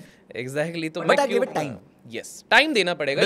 ये मुझे भी हार्ड लेसन से समझ में आया, टू बी वेरी ऑनेस्ट, कि भाई जितना आप समय देते हो, because this what happened is कि एक ही ड्यूरेशन पे मैंने अपनी चर्निंग कर करके अपने पोर्टफोलियो के रिटर्न देखे जो कि बहुत ही नेग्लिजिबल थे, और मैंने अपनी पूरी फैमिली जो पोर्टफोलियो बनाया जिसको मैं देखता ही नहीं था, मैंने जाके देखा भाई साहब उधर वही multi bagger the XIRR, and thanks to the selection it was going like 36-37%। Just imagine, मैंने 3% ब्याज महीने का, एग्जैक्टली, वो भी compounding. And I am like, और इधर मैं ये वो करके हेजिंग, ये वो दुनिया भर की चीजें करके मैंने लगा why I am wasting time. And इंसान है गलतियों से सीखता है, तो सीख गए, and then we continued that. बिल्कुल, देखिए आप गलती करो, रोज गलती करो, नई गलती करो, सीखो, आगे बढ़ो यार। गलती हम सबसे, मेरे से नहीं हुई है क्या? नहीं, और ये ऑप्शन मैंने भी करी दे। और ये आप अपनी गलतियों से ही समझा रहे हो लोगों को। और आपने गलतियों की बात करी ना, और ऑप्शंस आपने छेड़ ही दिया, तो मेरे को एक सवाल, डायरेक्ट ऑप्शंस पे नहीं आऊँगा, लेकिन संजय भाई मैं आपसे ये पूछना चाहता हूँ ना, ट्रेडर्स हमको काफ़ी ज़्यादा व्यू करते हैं, ठीक है, और ट्रेडर्स का एक बहुत बड़ा प्रॉब्लम आता है साइकोलॉजी को रिलेटेड। तो मैं तो हमेशा साइकोलॉजी की बात आती है तो मैं एक व्यक्ति को याद करता हूँ, मार्क डॉगलस, आपको भी पता होगा, मतलब master in this thing, trading in the zone करके उनकी किताब है, और एक दो उनकी अच्छी किताब है। मैं ना आपसे अगर मैं कहूँगा कि ट्रेडिंग साइकोलॉजी को आप अपने भाषा में थोड़ा सा हमारी ऑडियंस के लिए समझाइए, क्या है, किन चीज़ों का ध्यान रखना चाहिए, and how that game can actually change, because I know for sure that you invest but you also trade, you do multiple things. तो थोड़ा सा ट्रेडिंग साइकोलॉजी को समझाइए। मैं ना पहले थोड़ा एक स्टेप पीछे लेता हूँ, और हमें ना अभिषेक भाई जिंदगी में क्या सिखाया गया कि अगर हम ज्यादा पढ़ाई करेंगे तो क्या होगा? ज्यादा मार्क्स आएंगे और ज्यादा सक्सेस मिलेगा, सब कुछ ठीक है। ज्यादा पढ़ाई ज्यादा मार्क्स, बेटा ज्यादा देर नौकरी करोगे तो क्या होगा? ज्यादा पैसे कमाओगे, ज्यादा इंक्रीमेंट होगा, ज्यादा प्रमोशन होगी, आपकी सक्सेस।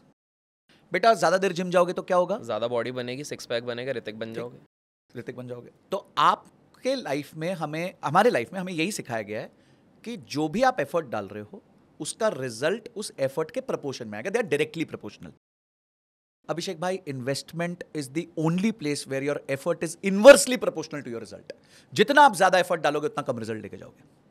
आपने अभी बोला ना ये बात कि मैं जिस पोर्टफोलियो को चर्न कर रहा था वहां साला कुछ बना नहीं, जहां मेरी नजर नहीं गई एक बार सिलेक्ट करके छोड़ दिया, वहां 36% बन गया साल का। वो भी कंपाउंडिंग। आप जब पेड़ उगाते हो तो आप मट्टी चेक करते हो, बीज डालते हो, उसके बाद क्या बैठे रह के पूरा टाइम ऐसे 15 घंटे पानी डालते हो क्या उसको? नहीं ना, हफ्ते में 1 बार 2 बार जो भी उसकी फ्रीक्वेंसी होगी। आप क्या करते हो, उसको सूरज के सामने रख देते हो। बाकी काम सूरज का है और प्लांट का है। वो फोटोसिंथेसिस करता है, सूरज के इससे ग्रो करता है और आपको रात को ऑक्सीजन देता है जब दुनिया कार्बन डाइऑक्साइड फूक रही होती है। यही कर रहा होता है। अब जो है इन्वेस्टमेंट भी पेड़ उगाने जैसा ही सिस्टम है। अगर आप इन्वेस्टमेंट्स के बगल में बैठे रहोगे, मार्केट्स को देखते रहोगे, तो आप कभी पैसा नहीं कमा पाओगे। ये मैं आपको कोरे कागज पे स्टैम्प पेपर पे लिख के दे सकता हूँ। और इसका उदाहरण हम 30 साल पहले चलते हैं। लकीली आप ये सारी चीज़ें बहुत अच्छे से जानते हो। 30-40 साल पहले ना चौपड़ा निकलता था हफ्ते के एंड में एक बार। मेरे पापा पढ़ते थे, मुझे याद है, क्योंकि वो 1981 से इन्वेस्ट कर रहे हैं। उस टाइम पे रिलायंस पूरे हफ्ते में कितना हिला वो एक बार आता था। याद है? शनिवार का न्यूज़पेपर होता था, उस पे एक पेज होता था जिसपे पूरे स्टॉक्स लिस्टेड होते थे कि भाई आज विप्रो कितना हिला, आज रिलायंस कितना हिला, मारुति कितना। हफ्ते में एक बार आपको पता चलता था कि आपने जो शेयर समझो 100 रुपए में खरीदा था, आज वो कितना हो गया। करेक्ट। या तो आपको रिंग में होना पड़ता था। अगर आप मेरे जैसे फादर रिंग में नहीं थे, वो ओएनजीसी में थे, तो वो ऑफिस जाते रहते थे, तो वो हफ्ते के एंड में एक बार सैटरडे को पढ़ लेते थे या उनका ब्रोकर उनको इंटीमेट करता। आज क्या स्थिति है? एक सेकंड का आपको अपडेट है। 5000 ऐप्स आ चुकी हैं जो आपको 1 सेकंड में अपडेट देती है कि ये हो गया, ये हो गया, ये हो गया, ये हो गया, ये हो गया। 20 पैसे ऊपर, 20 पैसे नीचे। 20 क्यों देख रहे हो यार? ये सब चीजें आपका काम ही नहीं है यार। ये सब आप अपने काम पे लगो। ये तो होना है। मार्केट्स हैं, सेंटिमेंट पे चलती हैं। फंडामेंटल पे लॉन्ग टर्म में चलती है, सेंटिमेंट पे शॉर्ट टर्म में चलती है। तो आप अपना काम से काम रखो। इसीलिए इन्वेस्टमेंट्स में जितना आप एफर्ट डालोगे उतना आपका घटिया रिजल्ट होगा। जितना आप कम एफर्ट, जो मैंने बोला 28 लाख डाले 80 लाख हो गए, काहे दिमाग ही नहीं लगाया कहीं पे यार। सही बात। बस कंपाउंड होने दिया उसको, शांति से बैठे रहे।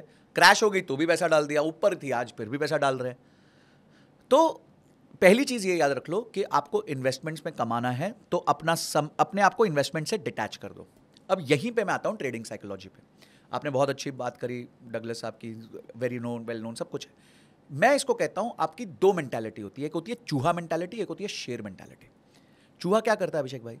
थोड़ा जाएगा, कुतर कुतर करके वापस आ जाएगा, थोड़ा जाएगा, कुतर कुतर करके वापस आ जाएगा, कुतर कुतर करके वापस आ जाएगा। एक दिन जाले में फंस जाएगा, चौथे दिन जाएगा जाले में ठम, उसको दिखा एक रोटी रखी हुई है, लटकी हुई, चल जाके खा लेता हूँ। ये है अपने आम ट्रेडर की जिंदगी जो ऑप्शन खरीदता है, जो छोटे कैपिटल के साथ आता है, जो हर रोज ट्रेड करना है। रोज सुबह 9:15 बजे बैठ जाता है, रोज सुबह 9:15 बजे ऐसे बैठ जाएगा। अच्छा ओके, आज क्या हो रहा है, 10,000 मार्केट्स देखेगा। अच्छा गिफ्ट निफ्टी में क्या चल रहा है, सिंगापुर में क्या चल रहा है। ये चूहा मेंटालिटी। अब मेंटोस मेंटालिटी पे आता है, शेयर मेंटालिटी। शेर मेंटालिटी पे आते हैं, जो राधा किशन धमानी साहब की थी। कितने ट्रेड्स लेते थे आप भी जानते हो, बहुत कम, के बाहर होते थे, शोर के अंदर नहीं होते थे। शेर ना शिकार सिर्फ एक बार करता है, खाता पूरा महीना है। जो आदमी लेजी होगा वो आदमी इन्वेस्टमेंट्स में पैसा कमाएगा, जो आदमी एक्टिव होगा वो पैसा नहीं कमाएगा। ये रूल है। कल मैं ना उनका इंटरव्यू सुन रहा था, बहुत अच्छा, रामदेव अग्रवाल जी का। तो रामदेव अग्रवाल जी ने एक बहुत अच्छी बात बोली। बोलते मैंने एयरटेल का शेयर लिया और जैसे वो शेयर थोड़ा सा बढ़ा तो मेरी टीम आके मेरे पे प्रेशर डाली, सर प्लीज़ बेच दो, बेच दो, बेच दो, बेच दो। मैंने बेच दिया। तो मैंने 1.25 लाख शेयर लिए थे, मैंने 1 लाख शेयर बेच दिए। फिर 25,000 बचे थे, वो शेयर 10% ऊपर गया तो फिर मैंने अपनी थीसिस बनाई और मैंने फिर से ले लिया।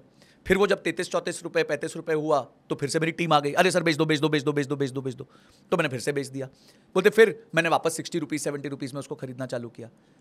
फिर उसके बाद मैंने उसको होल्ड किया। फिर से मेरी टीम आ गई, जैसे जियो आया, बेच दो, बेच दो, बेच दो, बेच दो, बेच दो, मैंने बेच दिया। तो बोलते यार साला ये सब ना करता और चुपचाप बैठा रहता तो मेरे रिटर्न्स उससे कहीं ज्यादा हो जाते।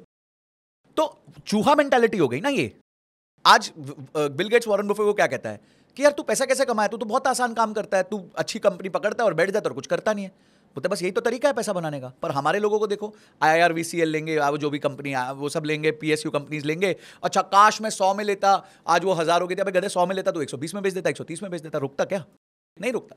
तो please stay away from this, have a lion mentality. Even if you are trading, work on one strategy, don't do intraday trading. ये मैं पर्सनली, देखिए मेरा ओपिनियन है, ठीक है। ये स्कैल्पिंग्स के, मैं ना दिनेश से बात कर रहा था, आप भी जानते होगे अपने टेक बर्नर, तो उसने मेरे को अपनी P&L दिखाई एक दिन। भाई का 56 लाख रुपए का प्रॉफिट था, उसने बाद में शेयर भी किया, सोशली भी शेयर किया, और 63 लाख रुपए के ट्रांजैक्शन कॉस्ट थे। या आप उसकी रील देखना, उससे एक दिन पहले हमारा लाइव हो रहा था, हम चारों साथ में थे, मैं, दीपक सर और 2 लोग, वो थे दिनेश थे और एक और थे, तो हम चारों लोग बैठे हुए हैं, शाश्वत था, हाँ, तो हम 4 लोग बैठे, उसने दिखाया स्टोरी, हम लोग की लाइव चल रही है इंस्टाग्राम पे, और वो दिखा रहा है 56 लाख का प्रॉफिट, 63 लाख का ट्रांजैक्शन कॉस्ट, जिसमें से 18 लाख एसटीटी। तो आप ये समझो वो बच गया, उसका 7 लाख का लॉस हुआ क्योंकि उसने 56 लाख का प्रॉफिट किया। यही अगर उसने 56 लाख का लॉस किया होता तो 63 लाख तो देना ही थे ना, 63 लाख पे तो कोई रियायत नहीं मिलेगी आपको, वो तो देना ही देना है। तो आप तो चले गए 1.25 करोड़ से नीचे, फिर उसके बाद जिंदगी भर उधार में निकालो। One wrong financial decision, Abhishek sir, in your life can push you back 20 years। और इसकी मैं आपको कथाएं दे सकता हूं, मतलब अनंत कथाएं दे सकता हूं। तो और लाइव, मतलब मेरे दोस्तों की, लोग मुझे कांटेक्ट करते हैं इंस्टाग्राम पे, आपको भी बहुत लोग करते होंगे, अपनी अपनी स्टोरीज बताते होंगे। तो क्यों ये सब पागलपन करना है यार? अब तनख्वाह बढ़ाओ ना, 25,000 की तनख्वाह उसको 2.5 लाख करो। नहीं तो संजय भाई फिर इसी को, बिकॉज हम ट्रेडिंग की बात कर रहे हैं, चलिए स्कैल्पिंग हमने हटा दिया, इंट्राडे ट्रेडिंग हटा दिया, लेकिन एक तरफ आपको मैंने देखा है आप ऑप्शन ट्रेडिंग की तो बात करते हो, तो क्या सही तरीका है, किसको करना चाहिए किसको नहीं करना चाहिए? Because there would be few people जो, एक हम हाइपोथेटिकल एग्जांपल देते कि एक व्यूअर है जिसकी नौकरी भी अच्छी है, साथ में एक और इनकम है, पैरेलल सोर्स ऑफ इनकम है, अब वो बोलता है कि नहीं यार मेरे को करना है, ऑप्शन ट्रेडिंग करना है, तो क्या मतलब उसको अब सोचे भी ना वो ऑप्शन ट्रेडिंग, या देयर इज सम वे जो आप सजेस्ट करना चाहोगे कि भाई इस तरह से तुमने अगर अपना फ्रेमवर्क बनाया तो कर सकते हो? देखो इसमें हमने एक चीज समझ ली, इंट्राडे ट्रेडिंग हम हटा रहे हैं, हाँ, ठीक है, वो चूहा मेंटालिटी, सबका अपना एक माइंडसेट होता है। संजय भाई ने सीधे बोला मेरा मानना है इंट्राडे ट्रेडिंग नहीं है, चलो हमने वो हटा दिया, पर अब ऑप्शन ट्रेडिंग के बारे में अब आप बताओ। देखिए पहले तो आप मुझे बताओ अभिषेक भाई, कोई भी सबसे फन्ने खा ट्रेडर भी आ जाए, वो साल का कितना रिटर्न्स कंसिस्टेंटली कमा सकता है? कंसिस्टेंटली वर्ड यूज कर रहा हूं, साल का ना, बेस्ट से बेस्ट तो देखिए, मैं इसको एक दूसरे तरीके से देता हूँ, जो टॉप 0.001% पे थे वो थे जिम साइमन साहब, जिनने 66% बनाया था, ठीक है, वो 0.001% पे है। एवरेज अगर आप पूरा स्टैटिस्टिकली कैलकुलेट करोगे, right from Paul Tudor Jones to anybody, at max after having the best of the best gadgets, annualize is 24%। तो उतना तो म्यूचुअल फंड दे रहा है तो क्यों दिमाग लगाना? पहली बात, चलो फिर आपने बोला भाई, हम इंडियंस मान लेते हैं कि बड़े तेज हैं, हमने 28% बोला, चल है हमको, ठीक है, तेज हम कोई नहीं है, सेबी ने प्रूव कर दिया है कि 100 में से 94 एक्टिव ट्रेडर्स लॉस कर रहे हैं, और जो 6 पैसा बना रहे हैं वो साल का 3400 रुपए बना रहे हैं। ये सेबी की रिपोर्ट है, ये बोला है, लेकिन लोग मानते नहीं है, लोगों को लगता है सोशल मीडिया पर रोज जो 1 करोड़ चल रहा है वो सच है, सेबी गलत है, ये लोग सही है, बट ठीक है, हाँ चलो ठीक है, चलो फिर भी चुल है, कोई प्रॉब्लम नहीं है। आप है ना एक स्ट्रैटेजी सीखो, ठीक है, एक स्ट्रैटेजी, आप है ना 50,000 स्ट्रैटेजी मत सीखो। ब्रूस ली कहते थे मैं उस आदमी से नहीं डरता जो 10,000 किक मारता है, मैं उस आदमी से डरता हूं जो एक किक 10,000 बार प्रैक्टिस करके बैठा, क्योंकि वो पड़ी तो अपन निपट जाएंगे। जैसे वो होता था बचपन में, स्टोन कोल्ड स्टीव ऑस्टिन का एक स्टनर आता था कि वो स्टनर हुआ तो खत्म, वो उसका चोक स्लैम होता था अंडरटेकर का, खत्म, उसके बाद यू आर डन। या ट्रिपल एच का वो होता था, जो भी वो पाइल ड्राइवर होता था, रॉक बॉटम होता था, तो हमें पता था ये वो मास्टर मूव है उसका, इसके बाद को ओपोनेंट बचने के probabilities almost next to impossible. तो आपका भी वो रॉक बॉटम क्या है, आपका भी स्टनर क्या है, आपका भी चोक स्लैम क्या है, पहले आप वो आइडेंटिफाई करो और उसको पागल जैसा प्रैक्टिस करो। अंडरटेकर टूम्बस्टोन था, हाँ, अंडरटेकर का टूम्बस्टोन भी था, चोक स्लैम भी था, बट चोक स्लैम एकदम क्लोजर था, क्लोजर था वो।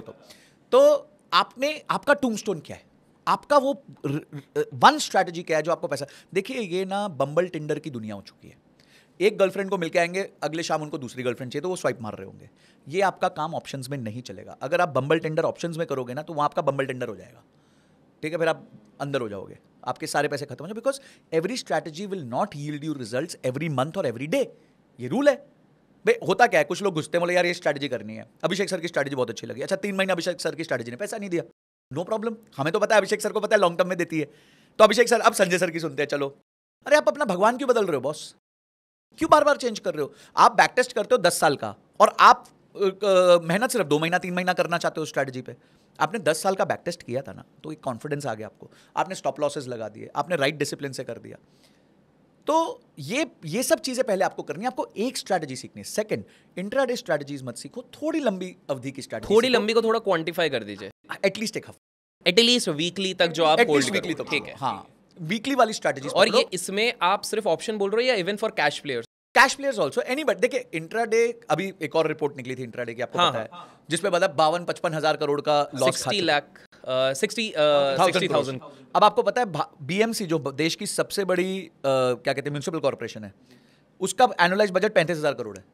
यानी आप 2 साल का, ऑलमोस्ट 2 साल का बीएमसी का बजट तो हमारे यहाँ नुकसान कर रहे हैं लोग मस्ती में, और वहाँ 2 बार बॉम्बे मैनेज हो जाए उतना बार 2 साल के लिए। तो आप ये सब है ना, ये सब मैथ आपको समझना चाहिए। The wind is against you, the system is against you, the taxes are against you, the market is against you, the winning probability is hardly 5 to 10%। तो आप जब लंबी अवधि के लिए खेलते हो, वो विनिंग प्रोबेबिलिटी थोड़ी बढ़ जाती है। सेकंड, आपके ट्रांजैक्शन कॉस्ट कम होते हैं, जो मैंने किरोला का आपको एग्जांपल दिया दिनेश का, कि वो इंट्राडे कर, देखो यार वो अलग आदमी है, वो पिछले 3-4 साल से लगा हुआ है, उसको आता है गेम खेलना। अभी वो कल उसने वीडियो डाली रक्षाबंधन की कि भाई मैंने बना लिए 1.5 लाख रुपए। आप नहीं बना सकते, आपका कुछ लॉस हो गया ना 1-2 लाख का, आप तो निकल जाओगे, वो बन जाओगे, देवदास बन जाओगे। तो ये पहले रेजिलियंस बिल्ड करना। अच्छा, छोटे कैपिटल से स्टार्ट करो। सेकंड है, अगर आपका कैपिटल 2.5 लाख से नीचे है तो प्लीज इस मार्केट को देखो भी मत, SIP कर लो। हाँ SIP करो ना आराम से, हम कमा रहे हैं, आप भी कमाओ SIP के माध्यम से। क्यों पैसे क्योंकि आपने भी बताया कि आपने 30,000 महीने से ही तो चालू करा था। बिल्कुल, जो आपने स्मॉल कैप फंड का बताया, शुरुआत तो वहीं से थी, 30,000 से हुई। तो एंड ऑफ द डे आपको अगर कोई भी ऑप्शन बेस्ड स्ट्रैटेजी करनी है, इंट्राडे मत करो, एक स्ट्रैटेजी पकड़ो, उसको बैक टेस्ट करो, उसको बहुत देर तक पेपर ट्रेड करो, उसके बाद स्टॉप लॉसेस स्ट्रिक्ट रखो। कैपिटल आपका मिनिमम 2.5 लाख होना चाहिए। आपको पता होना चाहिए कब आप दुकान बढ़ा के चले जाओगे। यानी आपने सोचा भी 2.5 लाख का कैपिटल डाला था, जिस दिन 50,000 का लॉस हुआ मैं दुकान बढ़ाऊंगा और चला जाऊंगा, मतलब दुकान बढ़ाऊंगा, मारवाड़ी टर्म आप जानते हो कि दुकान बंद करूंगा और बाय बाय हो जाऊंगा। तो मैं नहीं चाहता कि आप इसको ओवर ट्रेडिंग करो, क्योंकि ओवर ट्रेडिंग का एक बायस होता है जिसमें रिसर्च करी गई है कि आपका जो ओवर ट्रेड करता है उसके ट्रांजैक्शन कॉस्ट 2 गुना होते हैं, उसके रिटर्न्स 4% कम होते हैं। ये एक रिसर्च है, मैं नहीं कह रहा हूं। सो संजय भाई, ये तो आपने बहुत तगड़ा समझाया। मन तो नहीं है बिल्कुल इस कॉन्वर्सेशन को एंड करने का, और लोग पार्ट 2 कमेंट्स में लिख देना अगर आपको जल्द से जल्द संजय भाई के साथ पार्ट 2 चाहिए हमारे साथ। पर मेरा एक आखिरी सवाल है, मैं इसको 2 पार्ट में पूछ रहा हूँ ताकि आप आराम से ये करो। एक रिटेल को सबसे ज़्यादा एक्साइटमेंट आज के समय पे एक वर्ड से होती है, IPO। जिसको देखो हर देखो सर ये IPO है, वो IPO अप्लाई कर दें, ये कर दें, वो कर दें, फिर वेबसाइट्स होती है, उधर जाके ग्रे मार्केट का क्या चल रहा है वो जाके देखें। तो मेरा 2 सिंपल से सवाल है। पहला, क्या IPO में सही में लोगों को अप्लाई करना चाहिए? दूसरा, एक जो burning topic related to IPO है, दैट इज SME IPOs। वो बहुत ज्यादा ट्रेंड पे चल रहा है। मेरे को ये पता करना है ये SME IPO का माजरा क्या है। These are the 2। Perfect, thank you so much. ये बहुत प्यारे दोनों क्वेश्चंस और मेरे दिल के बहुत करीब है, बिकॉज मैं बहुत सारे बिजनेसेस को, SMEs को कंसल्ट करता हूँ। ये मेरा एक्चुअली मेन काम तो वो है। ये तो मैं लोगों को थोड़ा एजुकेशन देना चाहता हूँ ताकि वो फाइनेंशियली इंडिपेंडेंट हो सके। तो देखिए, IPO में मैं हमेशा एक थीसिस रखती है मेरी कि जो अच्छा होगा वो मिलेगा नहीं, और जो मिलेगा वो अच्छा नहीं होगा। सही बात है, ठीक है, ATM सबको मिला था। राम मेरे फादर ने भी डाल दिया था और उनको भी लग गया था। तो यस, और वो क्या है कि डाउनसाइड पे सबके इमोशंस क्या था, मेंटल फ्रीज लग जाता है। तो 2150 पे मिला, वो 1900 पे खुला या 1800 पे खुला, फिर वो 1500 हुआ, तो आज वो 500 रुपए वाले भी पापा के पास पड़े। दो he can afford that loss, I am sure, but still वो पेन तो होता है। तो जो अच्छा है वो मिलता नहीं, जो मिलता है वो अच्छा नहीं। ये IPO की कथा है। तो मुझे लगता है ये विनेबल वॉर नहीं है। तो अगर आप चाहते हो, आपको थोड़ा मस्ती है तो आप डाल दो, बट आप इसको एक विनेबल वॉर की तरह मत देखो। ठीक है, अभी जैसे ओला इलेक्ट्रिक में था, ओला इलेक्ट्रिक में आया IPO, 2 फंडामेंटल्स बहुत ही पुअर हैं, एक्सट्रीमली पुअर हैं, बट फिर भी वो मार गया। ये इमोशंस हैं, मार्केट में मैनेज करना जानते हैं लोग चीज़ों को। Now coming to your second question. So पहला क्वेश्चन ये है कि आपकी मर्जी है, मैं बहुत ज्यादा नहीं बोलूंगा, बट थीसिस हमेशा यही रहने वाली है। मोटा मोटी, बिकॉज यू आर स्ट्रेट, आप कहीं ना कहीं बोल रहे हो बहुत ज्यादा एडवांटेजेस पोजीशन नहीं है। आपको 30,000 के स्टॉक मिले, आप 30,000 के स्टॉक मिलेंगे, आप 2 लाख लगाओगे 30,000 के मिलेंगे, और आपको मुश्किल से 40,000 होगा। मैं वही सोचता हूँ कि मेरा अमाउंट उधर ब्लॉक होने से बेटर है, मैं कुछ SIP कर लूं, उससे ज्यादा बेटर है, रिटर्न तो बनेंगे टोटल। तो ठीक है, पहला पार्ट तो क्लियर है। अच्छा, SME IPO हमारे देश के लिए सबसे ज्यादा इंपॉर्टेंट चीज है, both for the investor and for the company. मैं इसका सिंपल एग्जाम्पल, आज SME का सबसे बड़ा स्ट्रगल क्या है, मैं तो काम करता हूं उनके साथ। SME का सबसे बड़ा स्ट्रगल है, ना उनको प्रोजेक्ट कैपिटल मिलता है, ना उनको वर्किंग कैपिटल मिलता है। बैंक भी ना, ये घी में घी डालो वाला सिस्टम है। बैंक भी उसी को पैसा देता है जिसको पैसे की आवश्यकता नहीं होती। ठीक है, तो बैंक के पास जब आप एक SME जाता है तो वो बोलता है यार मेरे को थोड़ा सा 10 करोड़ का लोन चाहिए, बोले पहले प्रॉपर्टी ला। बोलते कहाँ से प्रॉपर्टी बनाऊं यार, मैं धंधा बनाऊं या प्रॉपर्टी बनाऊं? तो उसके पास विकल्प नहीं होते, आज उसको कैपिटल चाहिए। अच्छा, कभी कभी क्या SME को एस्टैब्लिश होने में थोड़ा टाइम लग जाता है, तो वो ब्याज नहीं दे पा रहा है, ये दे रहा, तो डिफॉल्ट्स होते हैं। तो आज एक SME को अगर कैपिटल मिलता है तो SME में ग्रोथ की अपॉर्चुनिटी सबसे बड़ी है। रिलायंस 20 लाख करोड़ का हो चुका है, वो 200 लाख करोड़ का होने का प्रोबेबिलिटी बहुत कम है। पर अगर 200-300 करोड़ की कंपनी है, वो 3000 करोड़ की हो सकती है अगले 4 से 5 साल में। तो निवेशक के एंगल से भी ये बहुत अच्छा है और कंपनी के एंगल से भी बहुत अच्छा है कि कंपनी को कैपिटल मिल जाता है जो इंटरेस्ट फ्री है, लायबिलिटी फ्री है, और वो ग्रोथ कैपिटल है, उससे वो ग्रोथ लेके आ सकता है। तो आज उसकी अर्निंग समझो 2 करोड़ है साल की, पर वो 3 साल के अंदर उसको 10 करोड़ तक लेके जा सकता है। तो जो निवेशक है उसको भी प्राइस टू अर्निंग्स का और ये सब चीज़ों का बेनिफिट मिल जाएगा, बिकॉज उसने कम पैसे में एंटर किया होगा। तो I think SME IPO is very very important, it is very necessary for both the ecosystems. Second है, देखिए जहां भी क्या होता है कैपिटल फ्लो होता है ना, वहां पे स्कैम्स के चांसेस होते हैं, इश्यूज होते हैं, और वैसे भी SMEs को थोड़ी छूट दी गई है। जैसे हर नॉर्मल कंपनी को 3 महीने में रिपोर्ट करना होता है, SMEs को 6 महीने में रिपोर्ट करना होता है। उनके कंप्लायंसेस थोड़े से कम हैं as compare to major companies. तो यहाँ पे जो है आपको थोड़ा सा मिल जाते हैं चांसेस जहाँ पे थोड़ा स्कैम हो रहा होता है, थोड़ा कुछ ऊपर नीचे हो रहा होता है। मैं जानता हूँ क्या स्कैम्स होते हैं वहाँ पे। मैनेज्ड IPO होता है जिसमें प्रमोटर खुद ही अपना पैसा घुमा के डाल, बहुत कुछ होता है, ठीक है। मतलब let's not open everything here, but हाँ ये बहुत सारी चीजें होती भी होती हैं। पर क्या है देखिए कि वो मेरा डोमेन है, मैं पॉडकास्ट में बोलूंगा, छोड़ देता हूं मैं। तो ये सब चीजें हो रही है, बट इट्स ओके। आप एक इन्वेस्टर हैं, आप अगर एक कंपनी को थोड़ा सा स्टडी कर लें, देख लें कि वो कैसा काम कर रहे हैं। जैसे मेरे को याद है पीछे एक कंपनी आई थी, I am not promoting anyone, aesthetic engineers करके 2-3 दिन पहले लिस्ट हुई, तो it is done fairly well. It's a company which is doing 40 crore का टर्नओवर कर रही है, अच्छा काम कर रही है। तो अगर ऐसी कंपनीज आती है मार्केट में तो मुझे अच्छा लगता है कि बहुत अच्छा है। निवेशक आज 80-100 करोड़ की वैल्यूएशन पे घुसेगा और हो सकता है वो कल को जाके 1000 करोड़ की कंपनी बनेगी, 2000 करोड़ की कंपनी बनेगी। अभी मैंने जो बताया, मैं जिनके साथ गया था उनकी भी कंपनी ऐसे ही SME में आके 15 गुना 16 गुना हो गई। उन्होंने प्रॉफिट्स भी बढ़ाए, उनके पहले प्रॉफिट्स 10 करोड़ थे, अब 60 करोड़ हो गए। तो उन्होंने भी मेहनत करी और मार्केट ने भी उसको रिवॉर्ड किया। सेकंड है कि SME के लिए एक ट्रेनिंग ग्राउंड हो जाता है, एक पिच प्रैक्टिस हो जाती है, जैसे कहते हैं ना वो नेट प्रैक्टिस, कि आप SME में आओ तो आपको कंप्लायंस आना सीखता है, आप राइट टाइम पे बेसिस अपनी रिपोर्ट्स बनाना सीख जाते हो, और जब तक आप 3 साल बाद ग्रो करके मेन बोर्ड में जाते हो तब तक आप सीख चुके होते हो कि आपको कंप्लायंसेस कैसे करने हैं, इन्वेस्टर को कैसे डील करना है, रिपोर्ट्स कैसे इशू करनी है, तब तक आप सीख जाते हो। तो आप सीखोगे तो जब आप मेन बोर्ड में जाओगे तो आपकी वैल्यू और बढ़ जाएगी। तो ये एक इकोसिस्टम के लिए एक बहुत पॉजिटिव चीज़ है। मैं तो चाहता हूँ, देखिए India is a country of SMEs। आज हमारे यहाँ रजिस्टर्ड 1.5 या 2.25 लाख स्टार्टअप्स हैं, पर हमारे रजिस्टर्ड SMEs इंडिया में 6.5 करोड़ है। 1.5 लाख वर्सेस 6.5 करोड़। तो यानी is a countries of SMEs। अच्छा, जॉब कौन देता है? स्टार्टअप्स तो आके जॉब खाने की बातें करते हैं। सर हम ऐसा प्रोडक्ट ले आए कि आपकी मैन पावर जो आज 40 की लग रही है सिर्फ 4 की लगेगी। वो तो जॉब खा रहे हैं, वो तो सॉफ्टवेयर ला के जॉब खा रहे हैं। ये SME वाला बोले यार पोहे की फैक्ट्री डालनी है, मेरे को 6 लेबर चाहिए, मेरे को जूते स्टिचिंग की फैक्ट्री डालनी है, मेरे को 30 लेबर चाहिए। वो बेचारा नीचे जॉब दे रहा है। तो मैं तो उसी आदमी को बढ़ाना चाहता हूँ भाई, वो मेरे देश की बहुत बड़ी प्रॉब्लम को सॉल्व कर देगा। तो उसको कैपिटल मिलना चाहिए। अच्छा, लोगों के पास यहाँ पे कैपिटल फंसा हुआ है, वो आपको पता है 50% of Indian investment is in real estate, rest 20-25% is in FD। तो 75% तो आपका वेस्ट एक तरीके से जो है इन्वेस्टमेंट है। बाकी गोल्ड है, 26,000 टन का गोल्ड पड़ा हुआ है, अनप्रोडक्टिव एसेट है, घूम रहा नहीं है ना, रोज नहीं घूम रहा है। हमें तो कैपिटल का रोटेशन चाहिए, जितना कैपिटल रोटेट करेगा उतना कंट्री आगे बढ़ेगी। US क्यों आगे बढ़ता है? क्योंकि वहाँ कैपिटल रोटेट करता है।